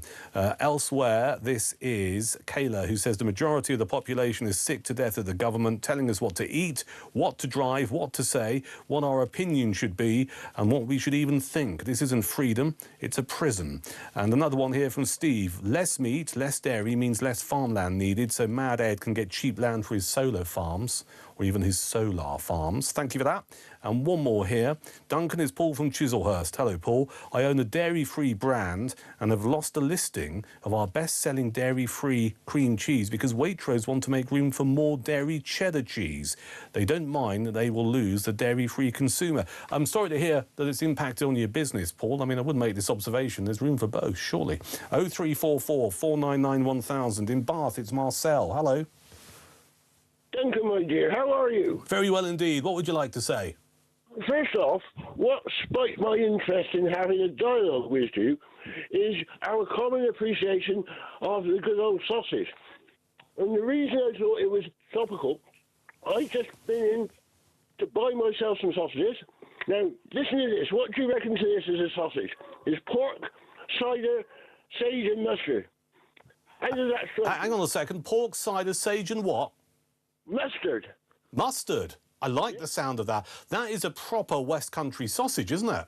That's a proper job, my dear. That's from Gloucester. That is a proper job. Where are you buying your bangers from, Marcel? I was just going to tell you, I've just been up to a big plastics and polymers exhibition at the NEC in Birmingham, and you come down that there M5, yeah. get that Gloucester Services, pop in there, and they got as many sausages as you can take a stick at. Absolute range of proper sausages. You go in there next time you're coming down that way. Well, hang on a second, fella. What, this is a motorway services on the M5 that's selling fresh sausages? You go into Gloucester sausages, you've got sausages, you've got a range of Scotch eggs, you've got pies, they're all homemade. They are absolute diamonds. I'm going to make a note of that. Thank you for that, Marcel. You wanted to talk about what Nigel Farage was saying earlier. Well, again, I was listening to the discourse coming down the M5, and I was aware, and I did listen this morning to what was said. Now, Nigel, to be blunt, it doesn't coincide with everybody's point of view, but it does mine. He has actually stated what I would say is the vast majority of the citizens that live across my parishes would think about what happened in Southampton yesterday. And I agree, very sadly, that this is only going to get worse. You think so? What? I mean, is Farage guilty, and some people have said this, of inciting civil unrest with his comments? Stating the bleeding obvious, be citing civil unrest. Duncan, explain that one to me. I'm only a common West Country boy, but he has incited absolutely nothing. This is a spin coming from people probably paid a lot more than me to try and disparage the clarity of the message that Nigel was delivering across the country. And it's not just down here. Up at that exhibition, there were folks from the northeast, the northwest. Their preoccupation with regards to plastics is the companies closing down because the processing costs of all these polymers put them all out of business. And that's down to your mate Ed Miliband. Absolutely cuckoo, net zero malarkey. I can't believe it, mate. I can't believe it. That was not the point I wished to make. And I think Matt would say I didn't actually mention that earlier. But you've done well, and I think the nation is listening, Marcel, and you got your points across. Do call us again. That's Marcel in Bath, or if you're listening in the north of England, Bath. This one's in Dumfries and Galloway. It's Jim. Hello, Jim. Hi there, Duncan. What would you like to say, sir? Starmer. Yeah. I'm not sure whether he doesn't know what's going on, or he's choosing not to know. I would like to think that he's at least got some brain cells that would tell him that he does know, because he must be told by people, and I guess he reads newspapers and all the rest of it. Well, he's also a top legal man, so we've got to work on the basis that he's got a bit of something about him mentally. But you see, I think from where you're heading, you're suggesting that maybe he's not too hot on this particular issue. He seems to like to shove things under the carpet, shut them down. I get the sense, Jim, if you don't mind me interrupting you slightly, he doesn't like, if there's stuff he doesn't want to hear, he simply will not talk about it.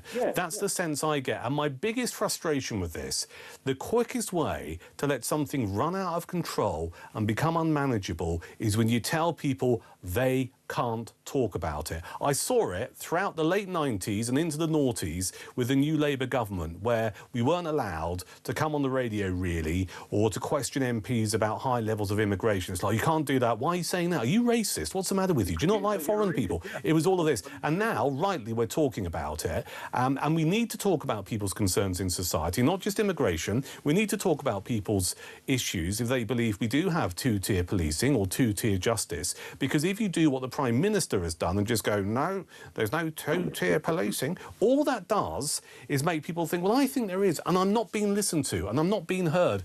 And that way it gets pushed further underground and it becomes more toxic. Which part of that do you think he doesn't understand? All of it.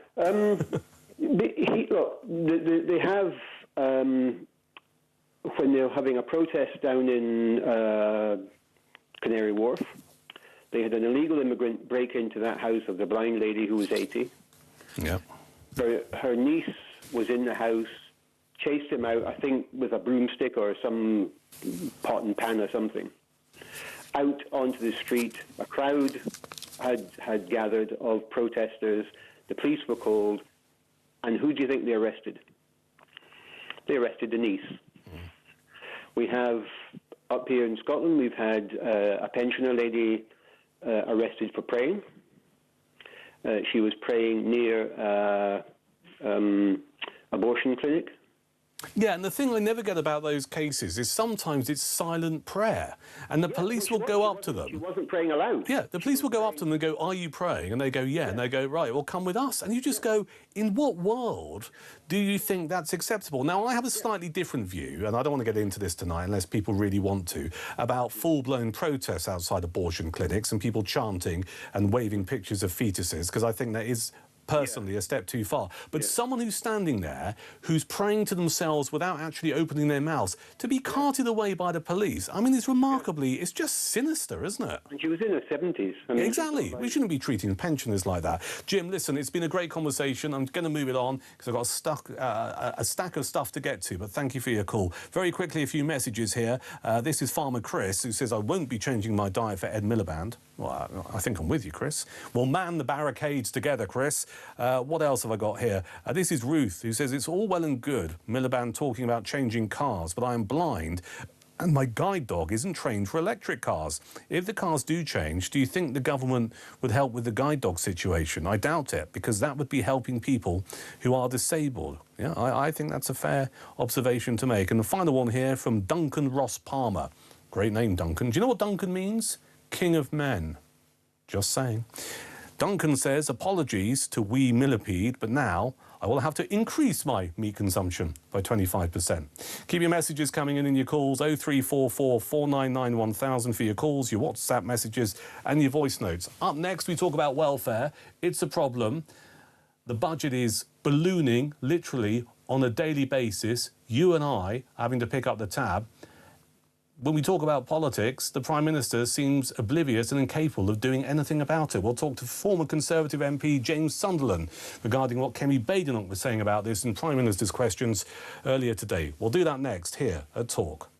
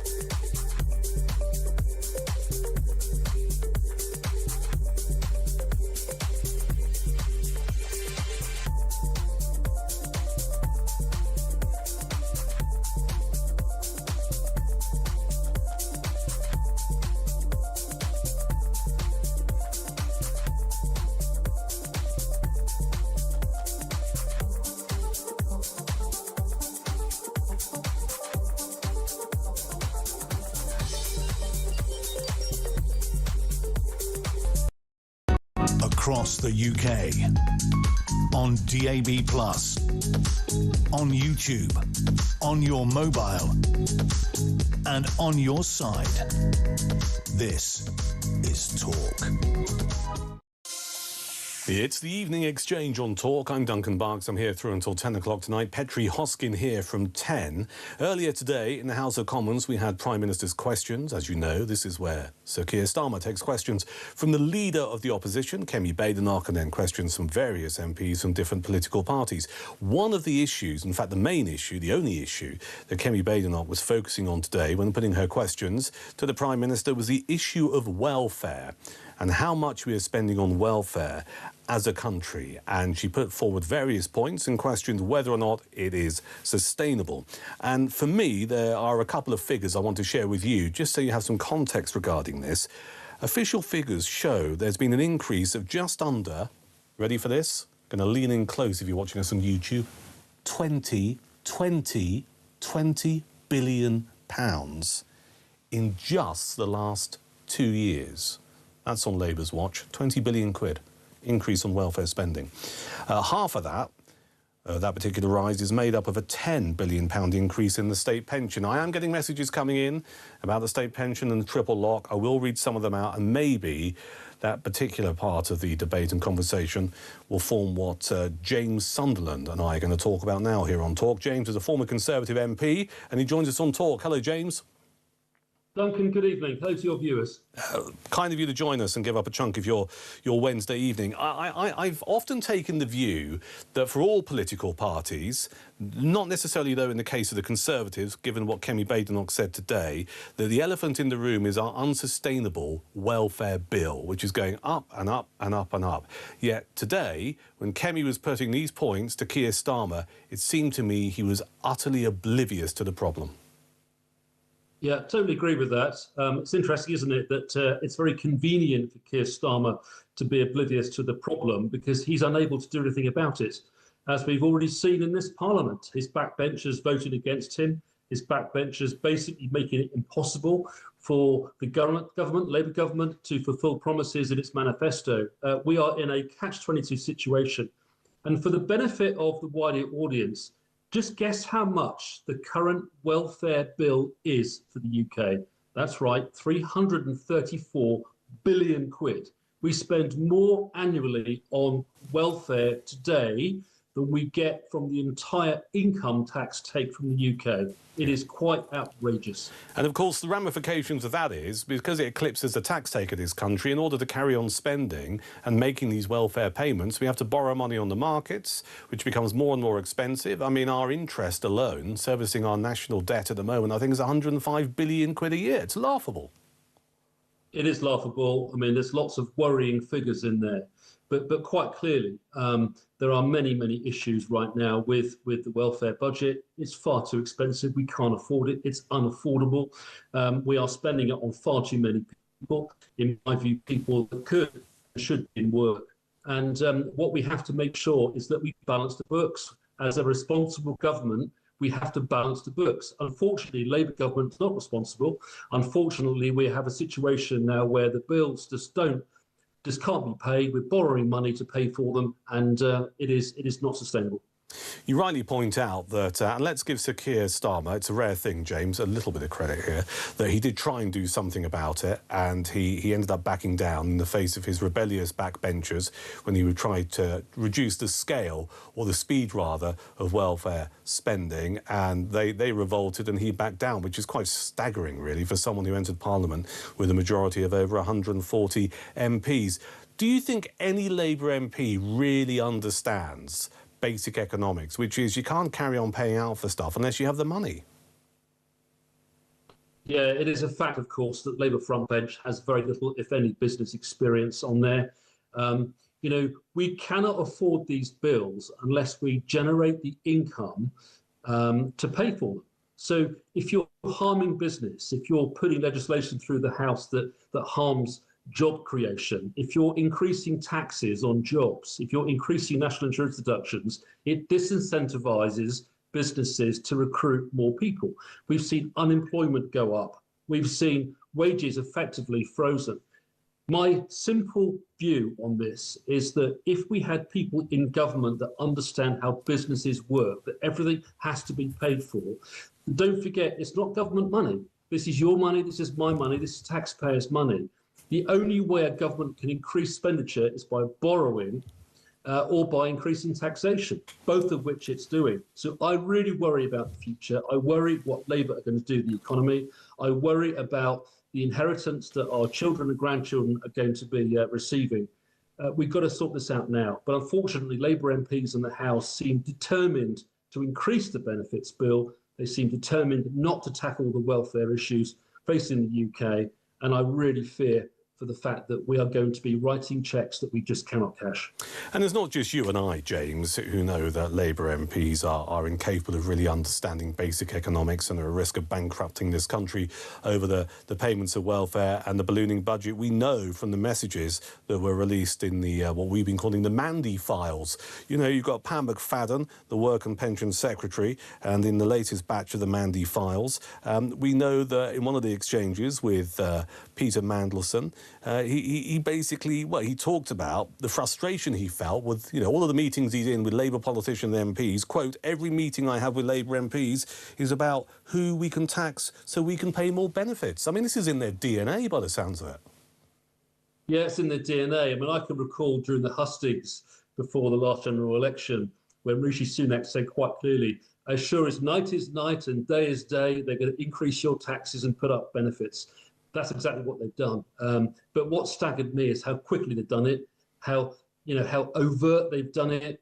There's nothing surreptitious about it, nothing hidden about it. This is absolutely straight out of the socialist playbook. And, this is just the beginning, in my view, of a massive attempt to redistribute wealth from the wealthier, from the middle class to the poor. You could argue it's from the strivers to the shirkers. And unfortunately, if you keep disincentivizing work, if you keep people on benefits, if you keep taxing employment, it's just going to get worse. And the unemployment bill is going to go up and up and up. And, I really worry for our young people and our children. Look at the unemployment figures now for young people. I think it's somewhere between 750,000 to 1 million young people out of work, can't find work. This is absolutely tragic. Now, we know that half of the 20 billion increase in the last 2 years, half of that is an increase in the state pension. We often talk about this, and it's an issue that's becoming, I think, more under the spotlight here on Talk. Whenever we talk about welfare spending, we talk about the triple lock pension that we have in this country. We know that the Conservatives have pledged to keep it. We know that Reform UK have pledged to keep it. We know that Labour is saying they have no plans to change it. Not too bothered about the Liberal Democrats or anyone else. So I'm kind of interested here because we had Paul Scully on earlier this week on this show, a former Conservative MP, who said the time has come to scrap the triple lock. Now, that broke with Conservative Party policy, but he was keen to make the point. It's not about not having any lock in place, but it's like saying, well, maybe the triple lock needs to be diluted now. Can I ask you what your position would be on the triple lock? I think having a triple lock is an aspiration that we must all adhere to. It is Conservative policy.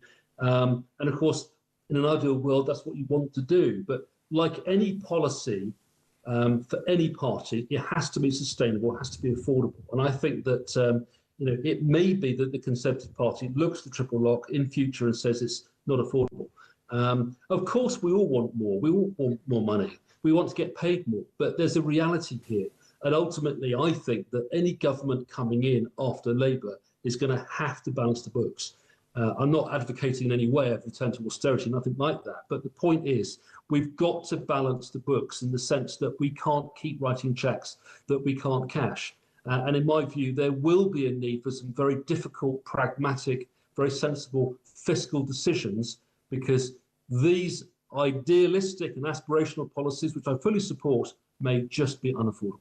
James, a pleasure to talk to you on this Wednesday evening. Thank you for your time. That's former Conservative MP James Sunderland. How do we get a grip on welfare is one of the questions I'm keen to chew over with you tonight. 0344 499 1000, and inevitably it does get us into the whole conversation about the triple lock on the state pension. Some messages coming in. This is Suze, who says the whole welfare state is unsustainable. I'm a state pensioner and I think state pension should be means tested. All this fuss about the triple lock. The increase this year was 4.7%, while universal credit increase was 6%. I paid taxes for 50 years under the government's relative poverty measure that they used to increase the extra benefits for children of unemployed families. I live in poverty. Next year my state pension will be taxed, yet benefits will not be.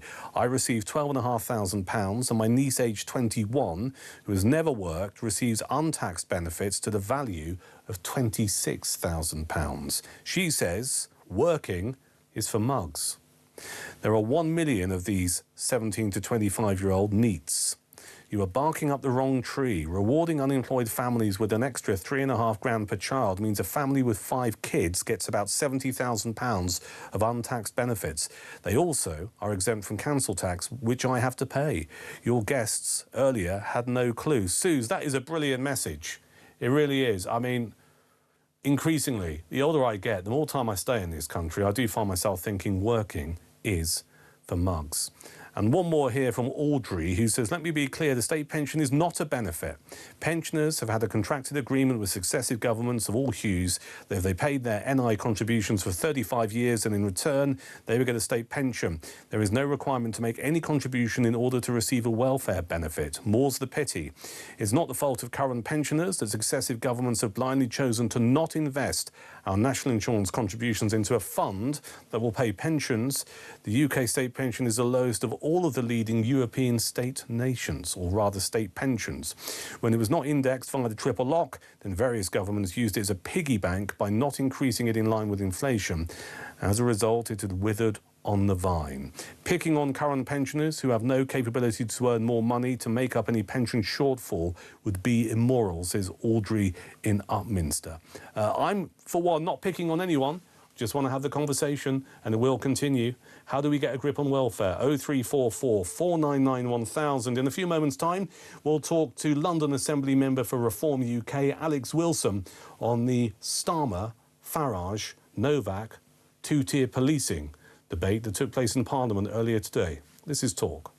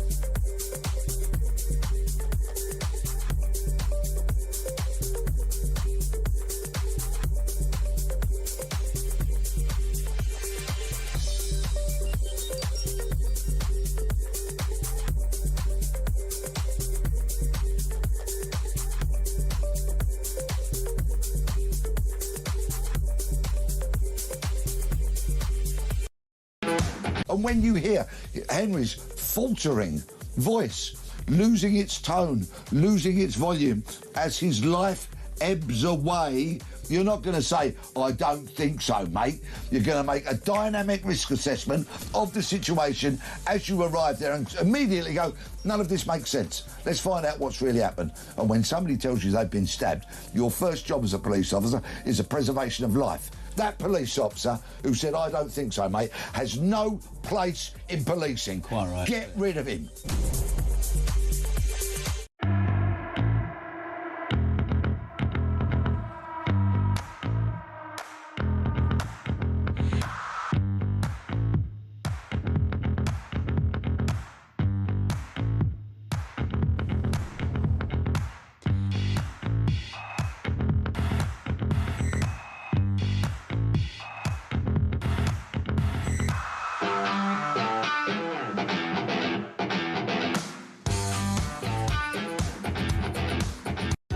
Across the UK, on DAB+, on your smart speaker, on your smart TV, and on your side.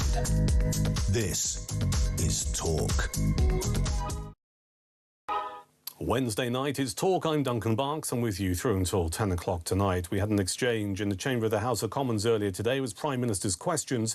It was a question from Nigel Farage, the Reform UK leader, to Sir Keir Starmer. And this is how it played out. If the public lose trust in being treated fairly by the police, can he take some action, end this divisive practice of two-tier policing and make sure that all British citizens are treated the same? Mr. Speaker, I don't believe there's two-tier policing in this country. I'm really shocked that he pretends to have respect for Henry's family and then acts in this way. Grieving family have asked us not to respond in the way that the leader of Reform has responded. They've asked us not to. My response, and the response of others, to be fair, has been focused on the lessons to be learned so we can deliver justice. His response has been to appeal for rage. Rage. That's his response to a father who's lost his son and ask for that not to happen. Exploiting this tragedy to create grievance and division would be wrong in any circumstances, but to do it when the family are expressly saying, please don't, is unforgivable. Prime Minister Keir Starmer responding to Nigel Farage, leader Reform UK, in the House of Commons earlier during Prime Minister's questions. Your reaction continues, 0344 499 1000. Anything you'd like to say about that? Let's get a view from Alex Wilson, who's a London Assembly member for Reform UK. Alex, welcome to Talk. Good evening, great to be with you. Very kind of you to join us on this Wednesday night. There were quite a few MPs there. I think there were Lib Dems saying to Nigel Farage that he should have condemned last night's violence and clashes with police at Southampton. Should he have done? What Nigel has asked people to... So I'm just being interfered with by one of my dogs. Just out of the way. Sorry. No, what Nigel has done has raised this issue in Parliament and outside Parliament, and asking people to, show the right response. And the right response is to be angry, because what happened with this poor young lad, Henry, the way the police responded to this incident when he repeatedly told the police that were there, I've been stabbed, I can't breathe, and yet they were choosing to believe the words of the perpetrator ahead of the words of him, because they didn't want to, they thought that responding to an alleged racist attack, which turned out to be nonsense, was more important than the actual injuries, the ultimately fatal injuries that have been administered to the poor lad. And that's what people are angry about. That's what Nigel is angry about. And anger and rage, yes, it is the right way to respond. What you have to do, though, is channel that anger. Hang on a second. I mean, I think there are a lot of people listening and listeners and viewers to Talk this evening who are angry. I've spoken to them, not only tonight, but also last night as well. There is a lot of anger. There's a lot of frustration. But that wasn't my question to you. And in the spirit of making sure that, as a politician, you give a decent answer to a decent question, my question was, should Nigel Farage, should he have condemned the violence last night in Southampton? It's not about the anger that people feel. Well, nobody wants to see violence as a response to it. Getting more violence is not the way to do it. What you need to do is challenge that anger, channel that anger, that frustration into positive political action. That's what we want people to do. That's what we want folks to do. It's what we want everyone to do. But it's right to raise the question, absolutely right to raise the question. And what you saw in the House of Commons was those Lib Dem MPs and Keir Starmer, in his response to Nigel, being more angry about the fact that we're talking about this issue than they are about what actually happened. And this is the thing, Alex, which I think is really dangerous. And a lot of our viewers and listeners this evening have made this point, and I certainly share the view, which is Keir Starmer just wants to shut down any conversation or any debate about this. And the danger with that is, just by saying there is no two-tier policing, right, all that does is make people think, well, I'm not being listened to and I'm not being heard, and it pushes people's concerns further underground, and it becomes more toxic and it becomes more dangerous. And I just think Keir Starmer has played this wrong. Let's just broaden out the conversation in a little bit more detail. What do you think needs to happen in terms of policing in this country? What we need to be able to do is return to or have a system, an environment, a culture where policing is without fear or favour, where everybody is treated equally under the law. That's not what's happening at the moment. We have this DEI culture that's become so endemic right across the public sector, including policing and including in chief constabulary, where the mandatory training that these officers have to undergo before they're able to go out on the beat includes having to treat people differently as a result of their different ethnic characteristics. And that has got to change. And the National Police Chief Council's anti-racism commitment makes this explicit, that individuals and communities have to be treated according to their special needs, circumstances and experience, understanding that these will be racialised, emphasising that this does not mean treating everyone the same or being colourblind. That's what's got to change. We have to treat people the same, regardless of their background, without fear or favour. Everyone should be equal under the law, everyone should get the same protection of the law, and everyone should get the same support and response when things go wrong and forces of law and order happen to be in. You're a London Assembly member for Reform UK. Do you ever put these points to the Mayor of London, Sadiq Khan? Yeah, well, I challenge the Mayor on his record on a very regular basis. We have Mayor's Question Time every month, which we've got next week. And amongst the many, many issues that I raise on a regular basis, I'm also a member of the Police and Crime Committee on the London Assembly, and I want to be raising some of these issues at the very next meeting that we have the opportunity to do that. So absolutely, I use my role to raise these issues. The London Assembly is a slightly odd body. It doesn't really have much in the way of decision-making power, but what it can do is give a platform for raising issues that matter. That's how I use it, and this is certainly one of those issues that I'll be looking to pursue. And the final question, do you think your leader, I suppose in many ways your boss, Nigel Farage, has been unfairly criticised today? Definitely, from all sides. But it shows that they're scared. All the other established parties are scared because we are talking about a very, very hugely significant issue, which a lot of your viewers and listeners are clearly very exercised about. No other party is talking to this in the way that people want us to. And that's why they're scared, and that's why they're all cozying up together to turn on us. As I said earlier on, they are more angry about the fact that Nigel is talking about this very, very real concept of two-tier policing. They're more angry that we're raising it as an issue than they are about the issue itself. And itself is a perfect living example of two-tier justice, two-tier culture, two-tier care, two-tier policing, the lot. Alex, thank you for your time this evening. That's Alex Wilson, London Assembly member for Reform UK. Give my love to your dog. A quick message here from Elaine who says, Nigel Farage has been speaking about two-tier policing for a while now. He is not using Henry's tragic death for political gain. He is purely desperate to get these politicians to see that this is what their DEI policies result in.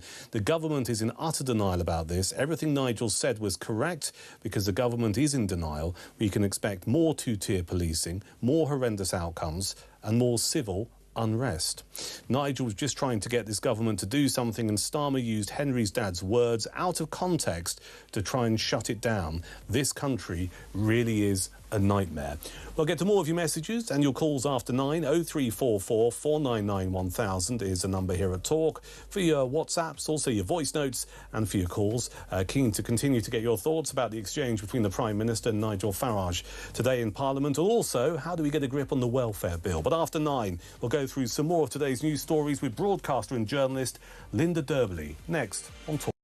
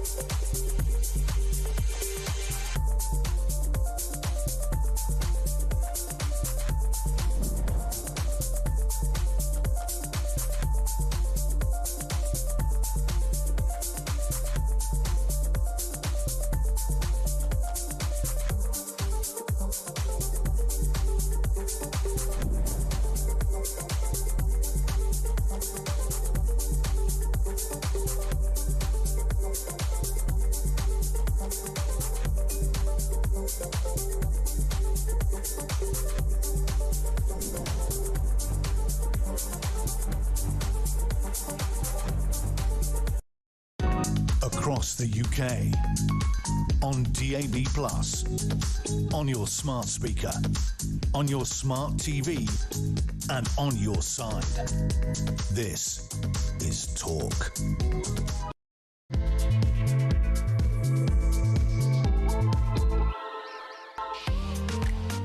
Wednesday night, it is Talk on DAB, digital radio, DAB+, across the United Kingdom, on your smart speaker, YouTube as well, and on your connected device. I'm Duncan Barkes. It's the Evening Exchange, through until 10 tonight. Petri Hoskin here after 10.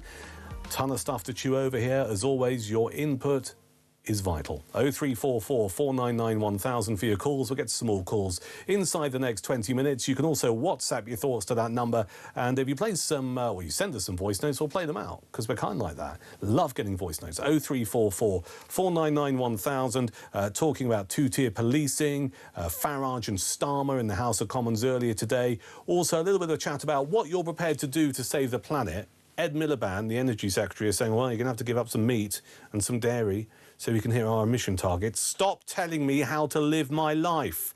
Not just you, Ed, but any politician. What are you prepared to do to save the planet? And if we can find someone who's got a heat pump, will you come on the air between now and 10? Because I keep hearing these adverts on the radio. Don't get a heat pump. Are they any good? Are they cheaper? Are they better? So all of that's going on. Bit of welfare chat. And also Generation Z. We'll get into that a little bit later on in this hour. Michelle Obama, of all people, has talked about Gen Z, or Gen Zers, needing to have frustrating jobs and not burst into tears, and having to work for a nasty boss, because it's character building. We've got some fun stuff to do with Gen Z, and we'll do it a little bit later on. But first, let's get into a recap of some of today's news stories with broadcaster and journalist Linda Jubilee, who joins us. Hello, Linda. Hello, how are you? I'm very well indeed. Good of you to... I mean, normally I should imagine you would have opened a bottle of white wine by now. That's what I'd be doing this time on a Wednesday night. You're absolutely right.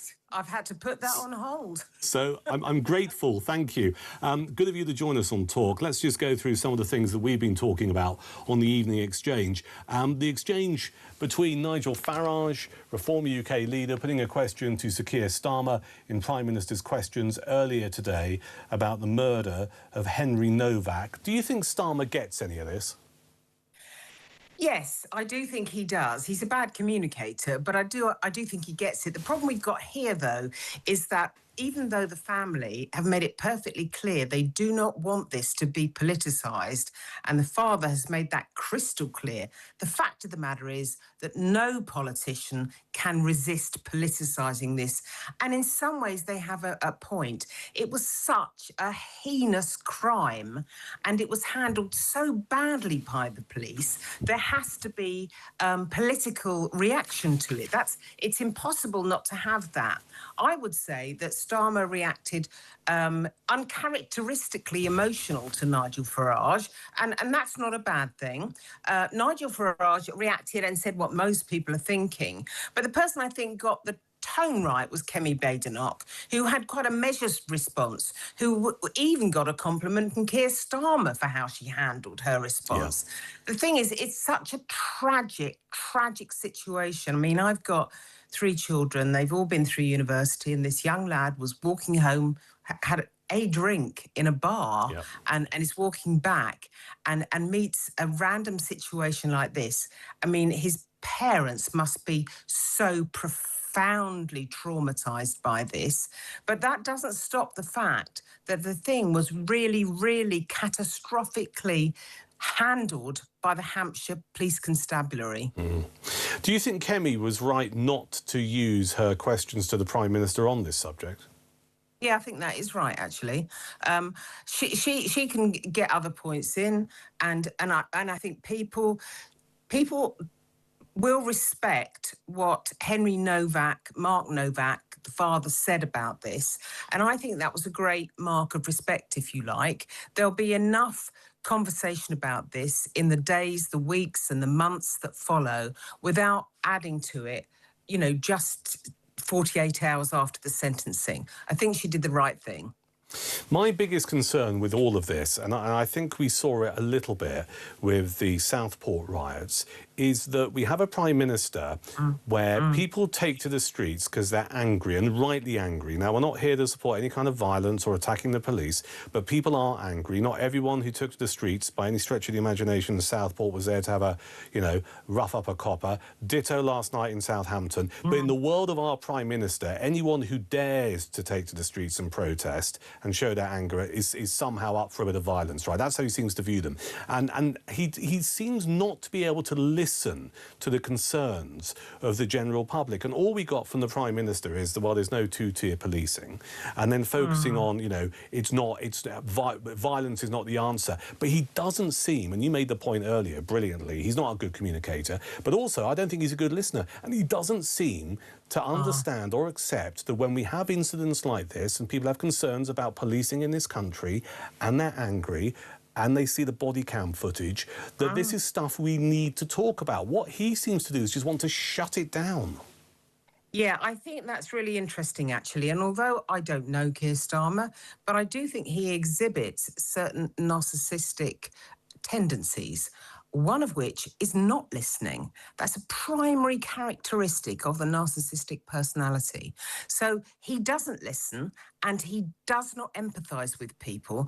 And that is a really, really difficult thing to overcome if you're in a leadership role. I would suggest that he doesn't have leadership qualities. He has qualities of professionalism and effectiveness and diligence that you would expect in a human rights lawyer, but he doesn't have that ability to connect with the public and therefore the voter. I've been saying this for months. He's a manager, right? He's not a leader. And there's a distinct difference. We know who the leaders are. You can see it in the House of Commons. We've seen them over the years. And Starmer is not a leader. And ultimately, it'll be his undoing, no question about it. Where do you think the last 24 hours has left British policing, Linda?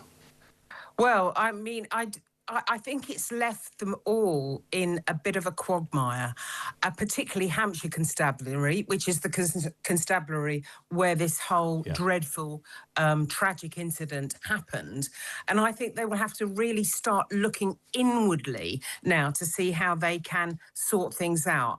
I understand, because I saw something just before we went on air, that they had some kind of long-length session called Inclusion Matters Foundation course, which went for some time. 6,250 officers and staff attended this.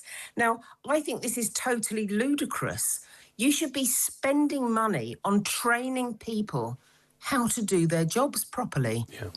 Wouldn't that be revolutionary? Because then the officers that actually went to the scene of this hideous crime might have acted effectively, and they might have seen that there was no point in handcuffing the person on the ground whilst talking to someone who's the perpetrator, who doesn't appear to have only a minor scratch on his eye. I mean, common sense would tell you to investigate that a little bit further. There are two words there, common sense, which is sadly lacking in many areas of society and public service these days. And we talked about this last night on the show. I have a degree of sympathy with frontline officers, because I think in some cases that they have been brainwashed and common sense has been removed from them. But also I think there's an element of they are terrified, absolutely petrified of doing the wrong thing, or being accused of not taking a complaint seriously, or being accused of being racist, and consequently that's their either job gone or their career prospects over.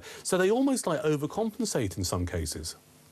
I think that's certainly true, and I think that the statistics indicate in this particular case where this course was concerned, 1 in 7 of them feared that if they raised a complaint, if they did not reply the right way, that their careers would be affected, their chances of promotion would be affected. Now, that is a ludicrous situation.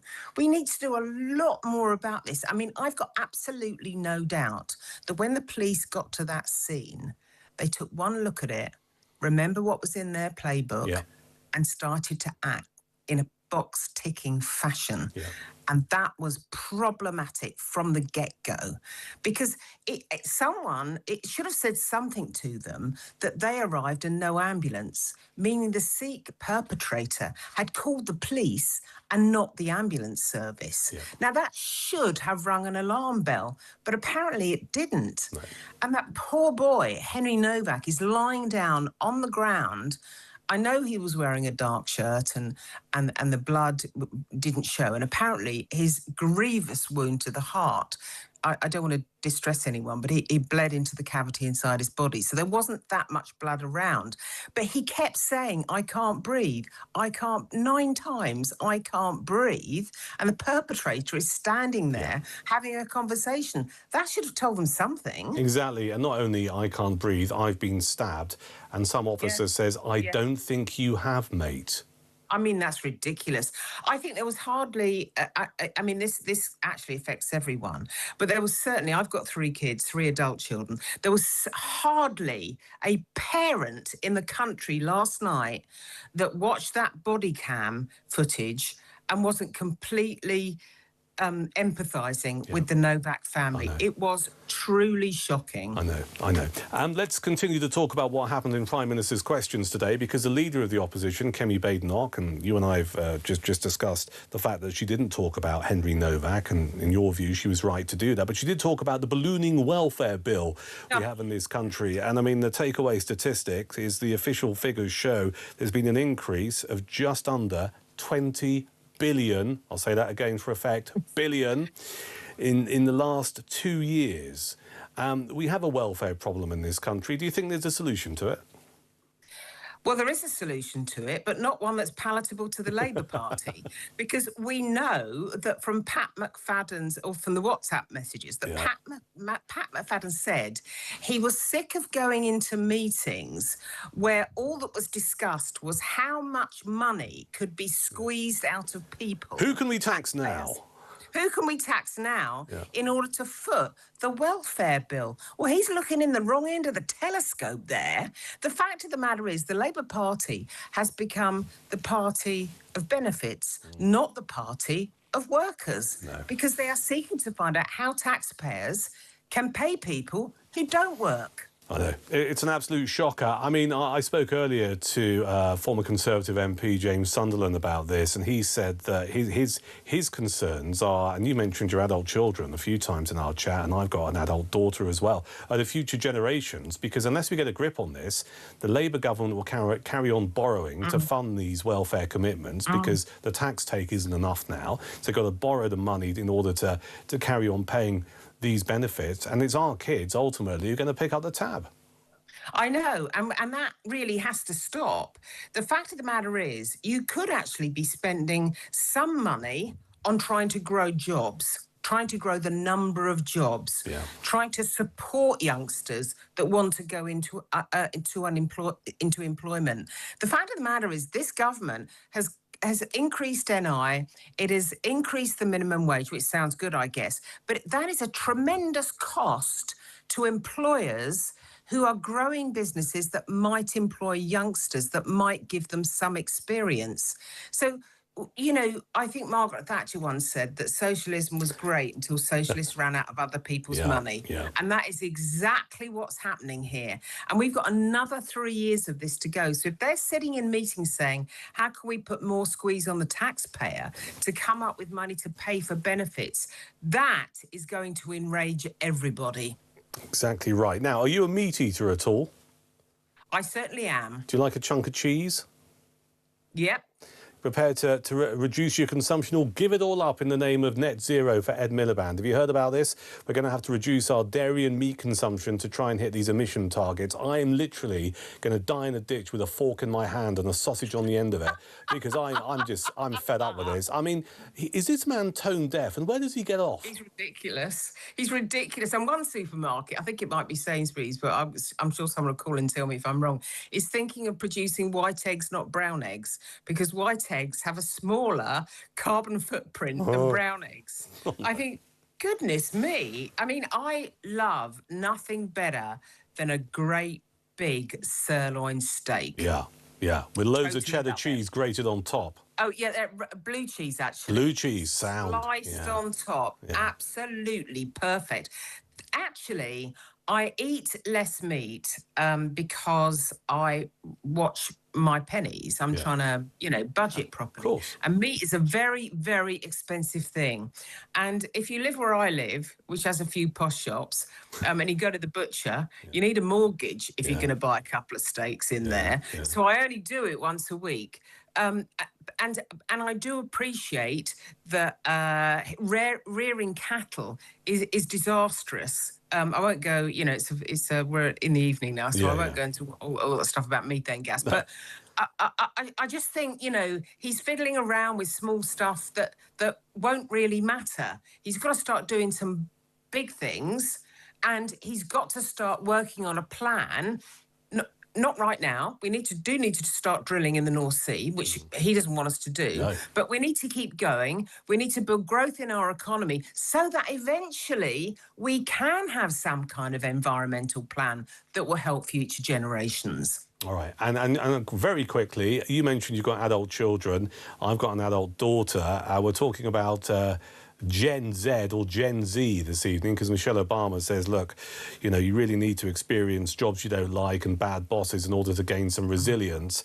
I've been a little bit cheeky about Generation Z so far tonight, and I will continue to be so, though part of me does think that maybe compared to our generation, Linda, that they really do have it tough. What say you? I think they do have it tough. And much tougher than I did. I used to sweep hair in a hairdressing salon at 13 just to earn, a bit more than my pocket money. And then I worked my way up through the local shopping centre, got a load of experience. I always saw the good side of everything I did, and then I got enough money, went to college, trained to be a journalist, and blah, blah, blah. Still getting away with it to this current moment in time. A bit like me. Still doing it. Yeah. I can't believe it.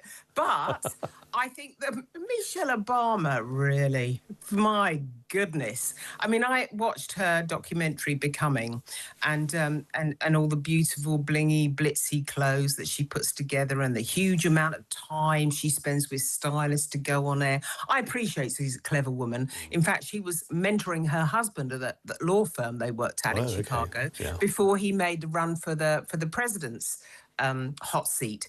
But telling kids that they have to put up with bad behaviour from bosses because that might toughen them up, I think is totally counterintuitive. I mean, the crises that don't destroy you do make you stronger. You can tell I'm a good practising Catholic here. Yeah. But you don't want to live with that stuff. You learn to turn a negative into a positive, sure, if you have to, but you don't have to go through all of that in the workplace. It's just a ridiculous thing to say, because I don't suppose her daughters had to do that. Linda, pleasure to talk to you. Thank you. I'll let you go and get the corkscrew. We'll chat again soon. That's broadcaster and journalist Linda Jubilee here on the Evening Exchange at Talk. We'll get to some of your calls and some of your messages in a few moments' time. Here on the Evening Exchange, it's coming up to 9:20.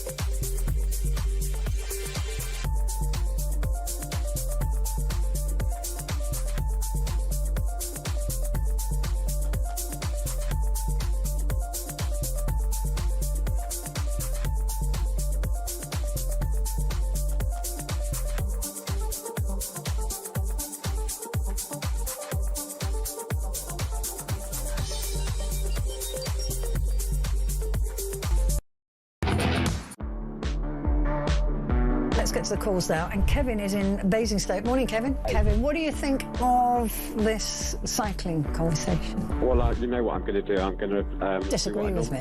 Yeah. I mean, there's far more accidents caused by cars than bikes. Yeah, we're not talking about cars, Kevin. We're talking about bikes. I know we're talking about bikes, but if we encourage more bikes, then there'll be less accidents. More people... more people on bikes who are not being controlled by anything.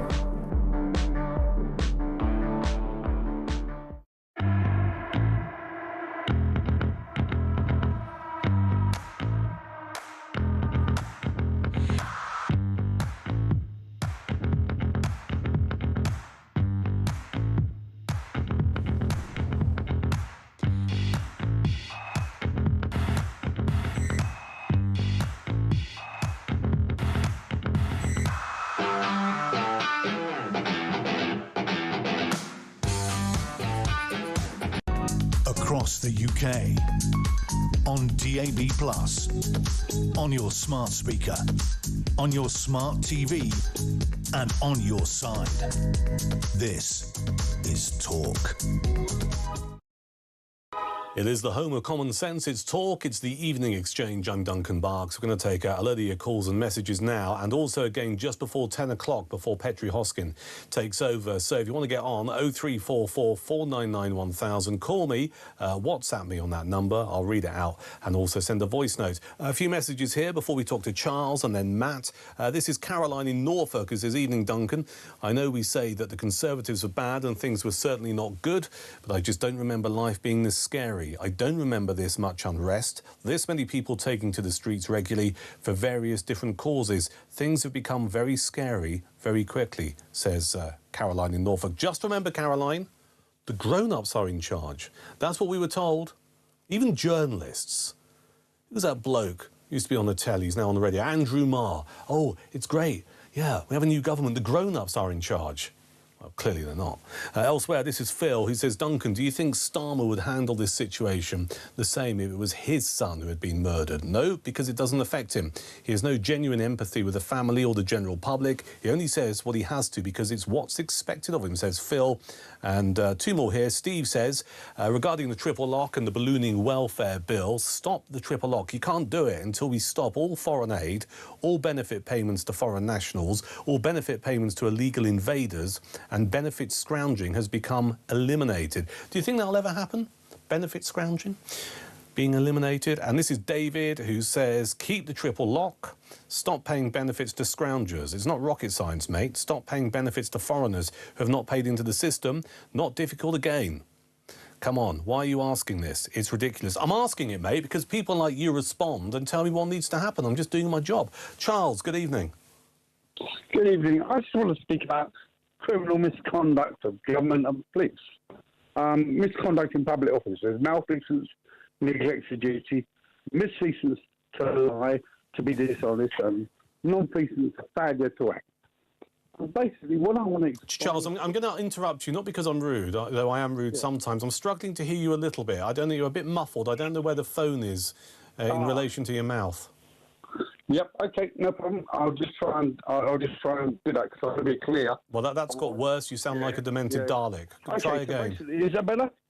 Go on. We'll persevere. What would you like to say, sir? Yeah. Basically, I want to speak about criminal misconduct in public office. Yes. That's what I specialise in. Yeah. And I want. Well, when you say you specialise in it, what does that mean? Is this a job? Well, I was involved. No. I've done it for 40 years, and I was also involved in Hillsborough with Andy Burnham. Okay. Yeah. Okay. I was heavily advising everybody. You should ask Andy Burnham himself. I'm a bit disappointed in Andy Burnham, but we're going to start later. Okay, yeah. Charles, again, I'm struggling to hear you, and if I'm struggling, some of our listeners and viewers will be. So, can you call me on my landline? Well, I'll tell you what. I'll hand you back to our control room, and we'll see if we can do something to help you. This is Matt, who's in Cheshire. Hello, Matt. Hi. Good evening, Duncan. Oh, marvellous! A phone line that works. What would you like to say? Go on. It was about the police in relation to just general events over the last few decades. Yeah. I'm in my early 50s, and I more or less knew in my teenage years that the police are more or less the attack dogs of the left of politics. I remember whenever there were any genuine far-right sort of rallies or events in the past, that the police would always wade into them as if they were like an invading foreign army. And they would protect the left as if they were like a flock of lambs. So here we are like 30 years later, and the police are still the same. They're more or less the protectors of the ideals and the ideas of the left of British politics, i.e. the Labour Party.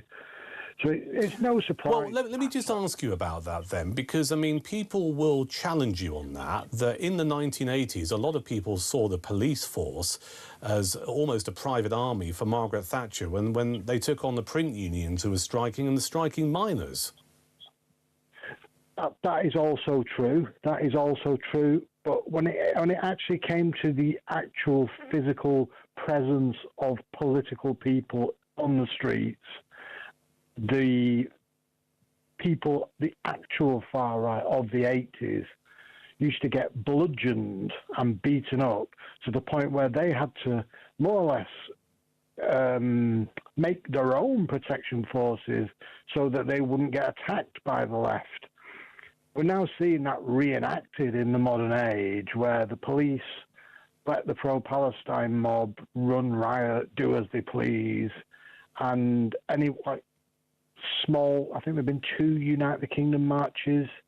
They're all treated as if they're like... No, I hear what you're saying. There does seem to be an element of disproportionate policing. So, Matt, just let me ask you this question, only because I'm interested in the answer. Do you think some of the concerns, or any of the concerns that have been raised by politicians and members of the public regarding the murder of Henry Novak over the last 24 to 48 hours, do you think those in government, those senior officers in police forces around the country, do you think they're listening to people? Do you think they understand?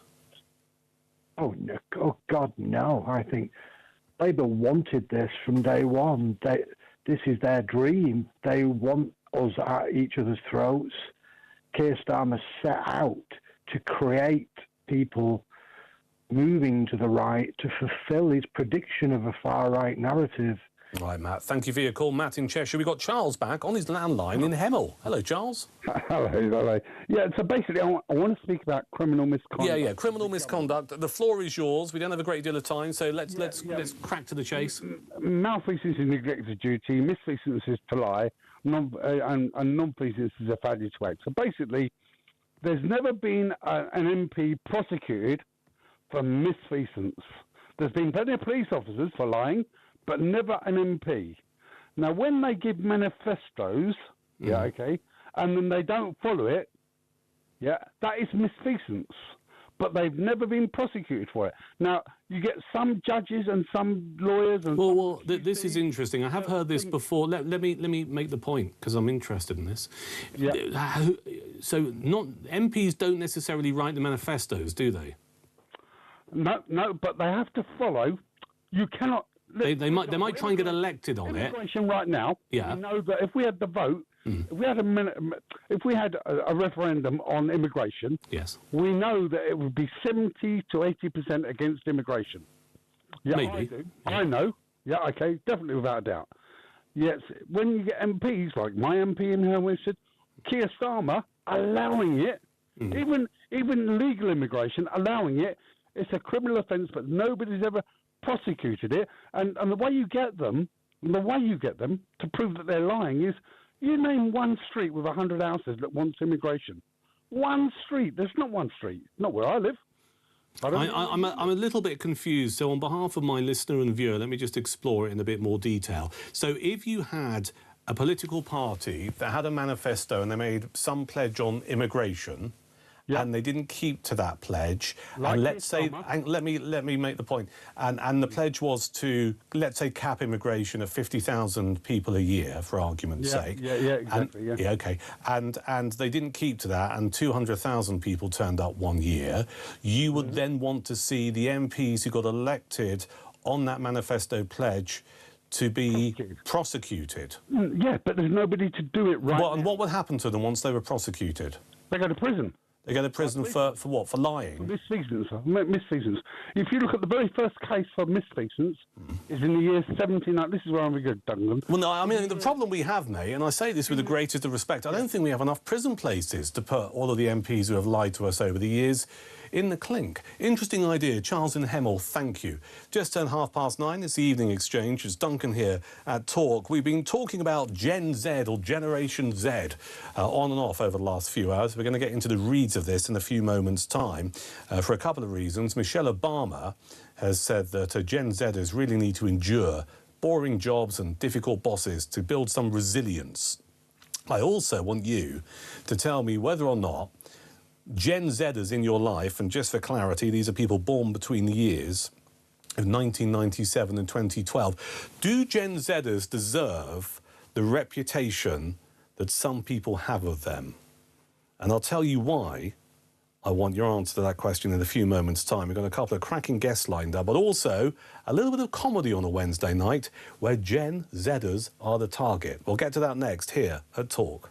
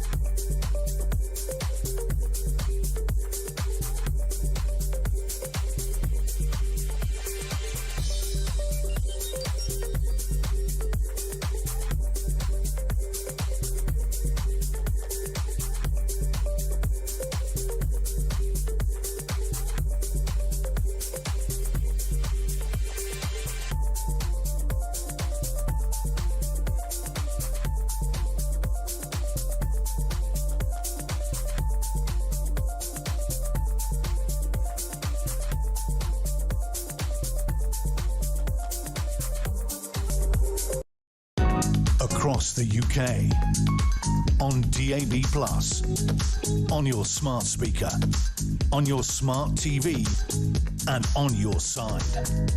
This is Talk. Wednesday night, it's the Evening Exchange. I'm Duncan. I'm here through until 10. Petri Hoskin here after 10, including Talk back after midnight. We'll find out what Petri's up to just before 10 o'clock and in just over 10 minutes' time. More of your calls and more of your messages. You want to be part of what's going on here, 0344 499 1000. But I want to focus on Gen Zers, Generation Z, those people born between 1997 and 2012. Do they deserve some of the criticism they get? Now, you might be listening to me at the moment or watching me at the moment and you are a Gen Zer. You will go to the top of the pile, 0344 499 1000. Call me or WhatsApp me or send a voice note. I mean, you probably won't call me because Gen Zers don't like talking to people on the telephone, but send a voice note to that number, 0344 499 1000. Equally, if you're a mum or dad, a grandparent or whatever, and there's a Gen Zer in your life, do you sometimes go, oh, just get a grip? 0344 499 1000. A couple of cracking guests to talk about this, but first, a little bit of Wednesday evening comedy on the subject of Gen Z. This is the comedian Samantha Day. No, just because I'm old, I get on with the young people. Give me a cheer if you're under 29. Oh, there they are. This is the Gen Zers down here. Oh, now, you know the Gen Zers, do you? I don't feel very well. Those ones. Do you know? No, I love these guys, I do. Oh, but you don't feel well, do you? No. It's just when you work, isn't it? It's terrible. You're okay at a music festival, aren't you? Yeah. No, I feel very... Have you got the ADHD, have you? Yeah, lady there, yeah. It's very contagious. They've all give it to each other. It's very... very sad, but no, I love the Gen Zs, because my daughter Lucy, she's Gen Z. Well, she's a terrible person. No, she is. I mean, she's not a cyclist, you know, but she's terrible in other ways. She's got her lips all blown up like a bouncy castle. She's like this. It's Gen Z, isn't it? It's just the fashion, nothing wrong with it. And I love her to bits. She looks beautiful, but she is now part woman, part Lilo. Mum, I need therapy. Mum, I need therapy. I look like a therapist, don't I? I look like a Reiki healer. I know I look a bit just off oil. I am aware of that. Yeah, but I'm not a Reiki healer, and that is simply because no one is. What a load of that is, eh? Me. Oh, my Christ. It's contactless, isn't it, Reiki? Yeah? It's like massage in the form of a mime. That's the comedian Samantha Day, who I quite like, talking about Gen Z, Gen Zers. We thought we'd use that to just add a bit of colour to tonight's evening exchange, but also just to crack open the whole debate about whether or not Gen Z get too much of a hard time. Alongside that clip, we've got Michelle Obama, who says that Gen Z need bad bosses to be successful. They need to build up resilience by having boring jobs and bosses they don't like. Let's crack into this. If you are a Gen Zer, born between the years of 1997 and 2012, let's get you on the air and let's discuss whether or not any of this criticism, you've got to build up resilience, crack on, pull up your socks, that kind of stuff, regarding this generation is justified. Let's talk to Dr. Lisa McKenzie, author and academic, who joins us on Talk. Hello, Lisa. Good evening, how are you? I'm very well indeed. Pleasure to talk to you tonight. Let's crack into this idea of Gen Zers. Michelle Obama saying you need to build up resilience. You heard some of that comedy clip there. I mean, is it right to have a pop of them? Is it fair to mock them? I think it's fair to mock. I think it's fair to mock every generation. At the moment, we're extremely identitarian society, and we're all having a go at each other. To be honest, you know, the rage against pensioners a few weeks ago was off the scale. So, you know, I'm not surprised that Gen Z are getting it at the moment. But I think like all, you know, all of this sort of rage around different groups of people, you know, there's bits of truth in it. You know, the younger generation have not been brought up in the same way that perhaps I was. I'm Gen X. Yeah. You know, I was brought up in Thatcher's Britain where, you know, people complained about us for not having a job when there was like mass unemployment. So, you know, every generation blames the last. But I think there is some truth that, you know, Gen X has had a very different upbringing, and that's mainly the problem of their own parents. That's what we've done. But also I think they are growing up and they are coming of age in a very difficult time. I don't think any of us would deny that. And I was listening to Michelle Obama's comments today, and I'll be honest, I really didn't understand them. I really didn't understand what she was saying. I thought she was supposed to be the nice person, right? I thought she was the kind person. And she's basically telling young people, you know, put up with a bullying boss, you know, put up with a job that's, you know, perhaps you know, not good for your own mental health. You know, we've all been at work, and sometimes some of us have been bullied, and we have experienced, you know, levels of bullying at work. It happens. It's really not very nice, and it's not conducive to resilience, is it? You make a really interesting point about Michelle Obama, because you're right, you know, it's supposed to be, well, she's supposed to be kind, and, you know, some people might even say woke, and here she is just going, look, you need to put up with this hard stuff, crack on, stop complaining about it. I'm interested in what you say about Gen X, so I'm Gen X as well, and, you know, I describe our generation, Lisa, as hard as nails, right? And I was making this point earlier that, you know, we would go out till 3, 4 o'clock in the morning, and we'd probably have a few sherbets, then we get up at 6:30, have a shower, have a fag and a coffee, and crack on and go to work.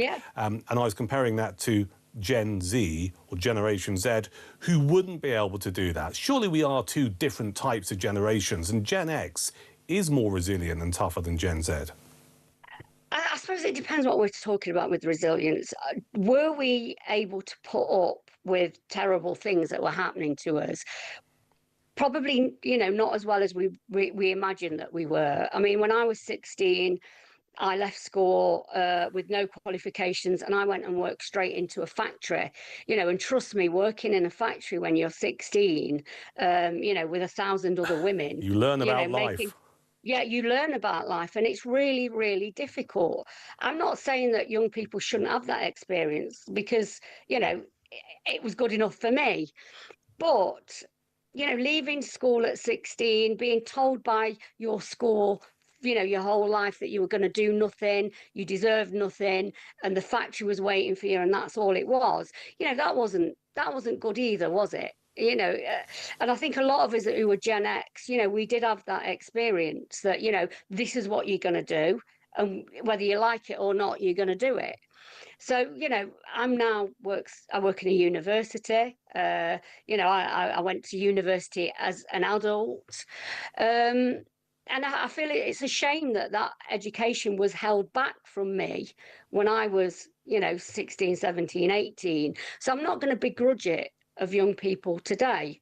But I am fully aware that we are being brought up in very, very different times and difficult for different reasons. Yeah. I mean, do you think one of those reasons is something that you and I managed to grow up without is social media? So when we talk about Generation Z and perhaps being a little bit too sensitive, that's a view, not being able to deal with the rough and tumble of life, you know, they've had social media pretty much since when they were a nipper, right? They've grown up with it, and social media can be a vile and murky place. Yeah. Do you think that's partially shaped some of the challenges that they face?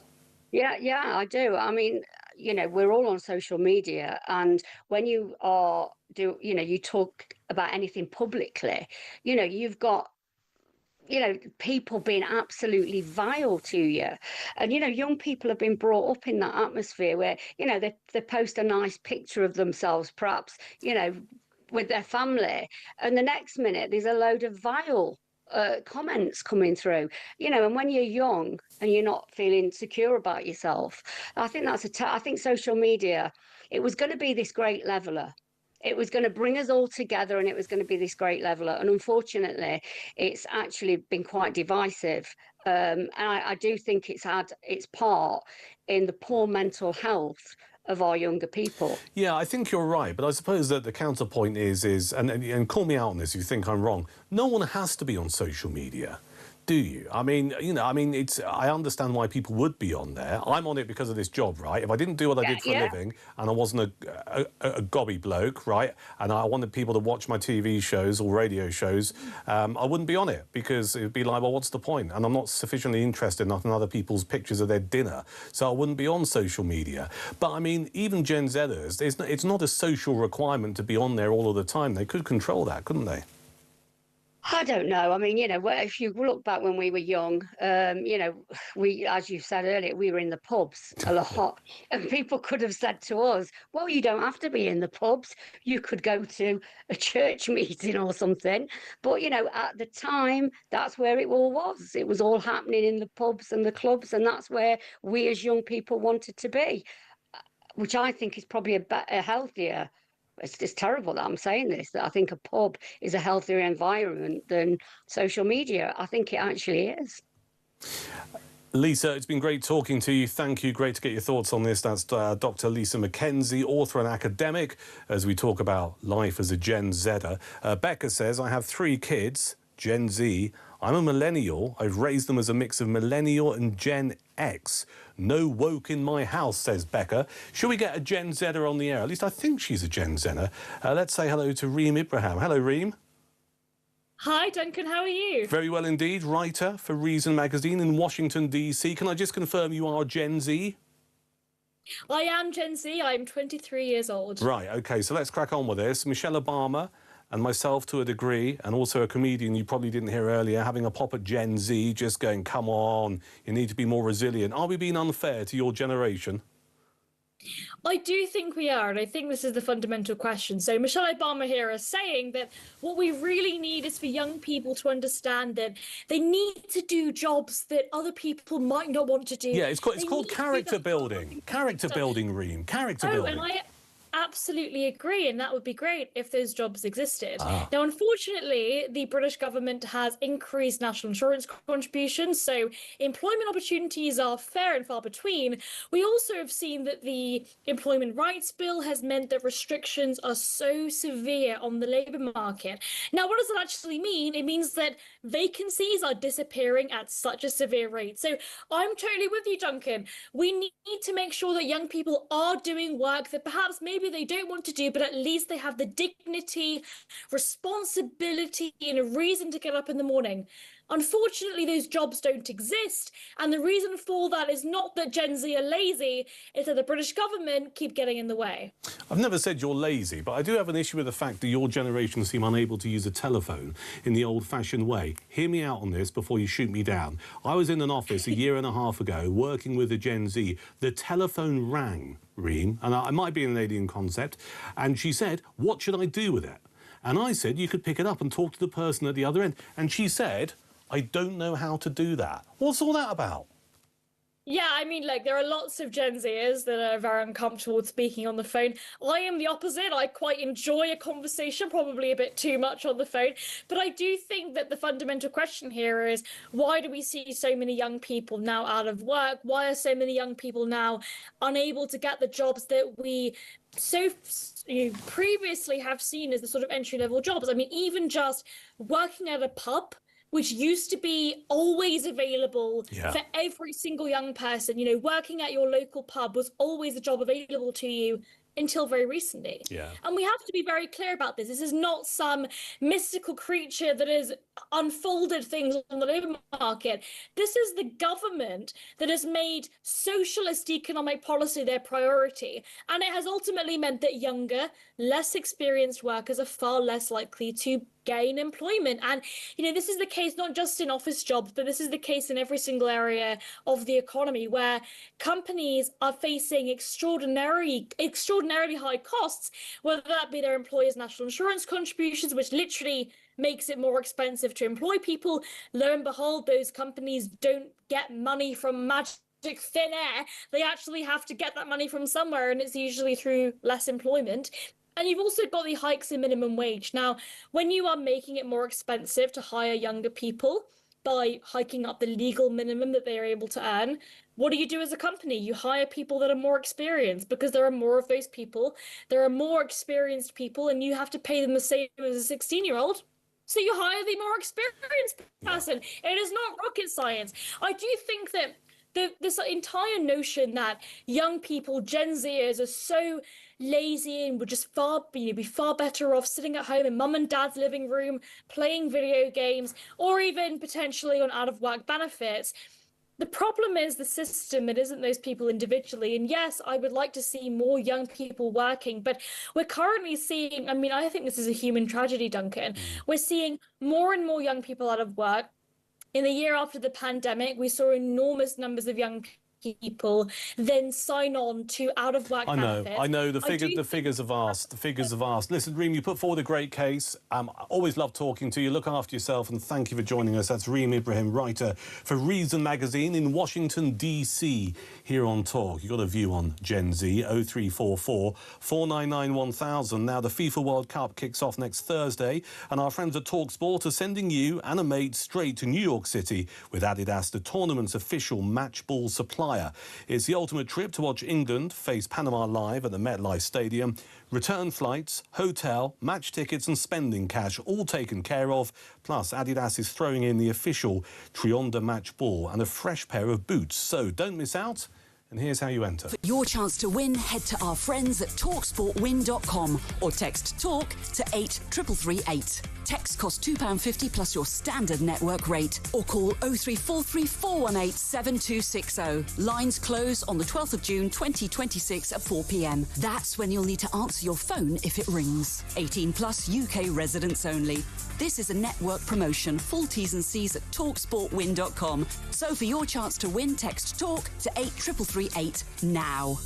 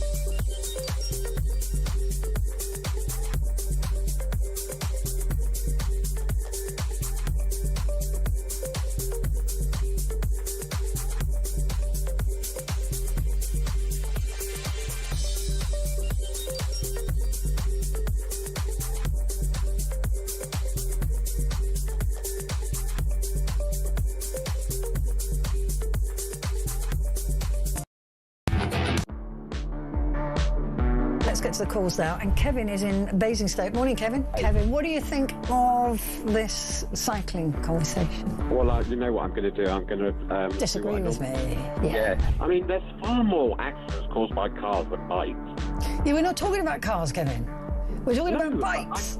I know we're talking about bikes, but if we encourage more bikes, then there'll be less accidents. More people... Yeah, more people on bikes who are not being controlled by anything.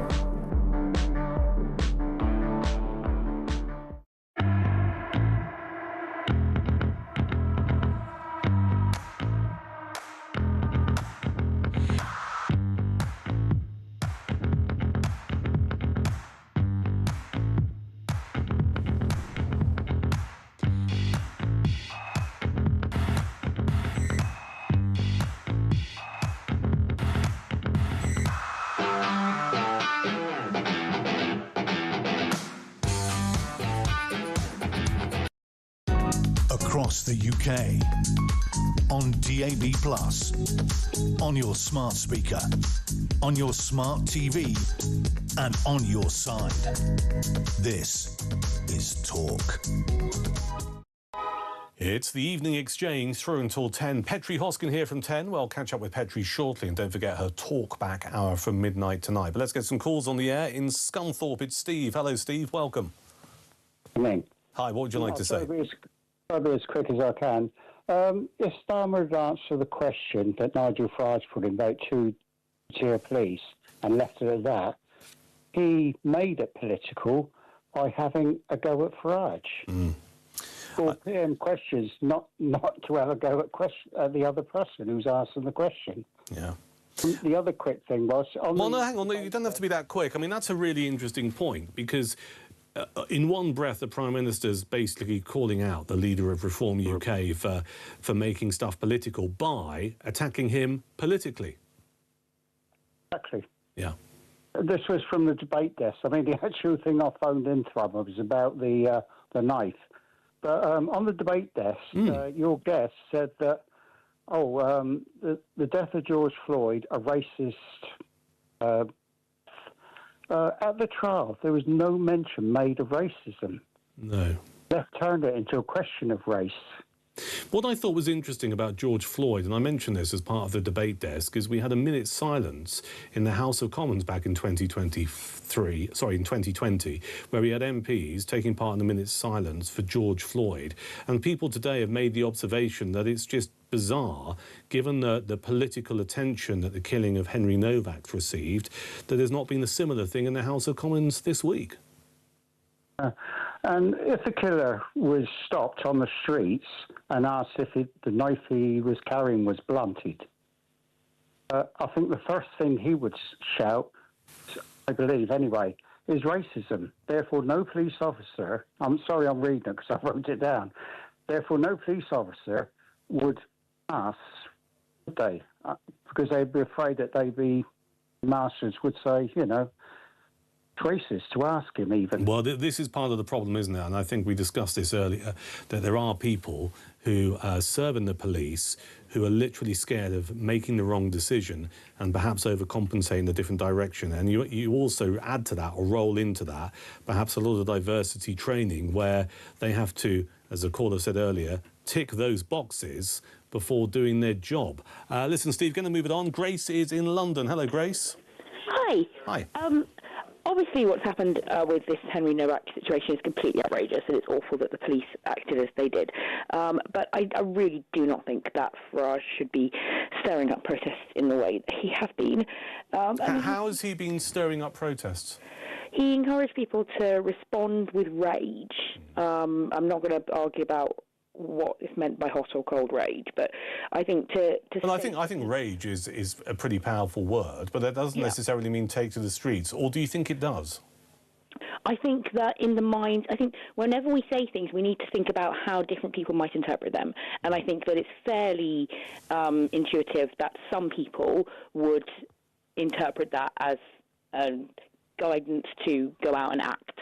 And I think that it's really worrying seeing how some people have been behaving. We do not want people in our country throwing bins at police officers. Most police officers are trying to do the right thing. Obviously, those in this particular case behaved in a terrible and tragic way beyond description. But for the most part, they're people trying to do the right thing. And it just strikes me that Farage talks about British values. You know, we want law and order. We want British values. He's talked about Judeo-Christian values. And what he's instructed and what we're now seeing is the opposite of that. This is not decency. This is not, you know, the standards that we would hope our country represents. It's certainly not Christian. It's the opposite of that. And I mean, you were talking earlier about the woman who was arrested for praying, and I completely agree. Silent praying. She wasn't saying anything out loud. I would completely concur. It's outrageous that she was arrested for that. But as Christians, we're actually not advised by Jesus to go and be really furious with people. We kind of we expect that people are going to think we're a bit mad and not like us very much. And Jesus I don't think that's necessarily a fair assessment of Christians, that people think you're a bit mad and don't like you very much. I know some quite decent Christians. Grace in London, thank you for your call as always. Now, Petri Hoskin here. After 10, how are you? I'm very, very... Is that a lobster on your jumper? It is a lobster. It's a nice lobster. Yeah, I like lobster. I like lobsters, ideally with garlic butter. Yeah, I didn't... I thought no one would recognise it, but it is indeed a lobster. Sit up a bit. Tis a lobster. Tis a lobster. So you're here after 10. What's occurring? I've got a producer under my desk. I know, it's not for the first time. Which I'm wondering why. I'm so sorry I said that. Oh, I know. Oh, right. I didn't think it clicked. Oh, the new microphone. OK, so there's a little bit of a technical issue, apparently. Thank you, Gabriella. Oh, can we hear... Is everything OK now? No? No? All right. What are you doing after 10, love? Right, we've got a problem, haven't we? Yeah. I'm going to be talking about how angry women are. OK. We're the angriest in Europe. And why are women so angry, Petri? Is it because your microphone doesn't work? Microphones don't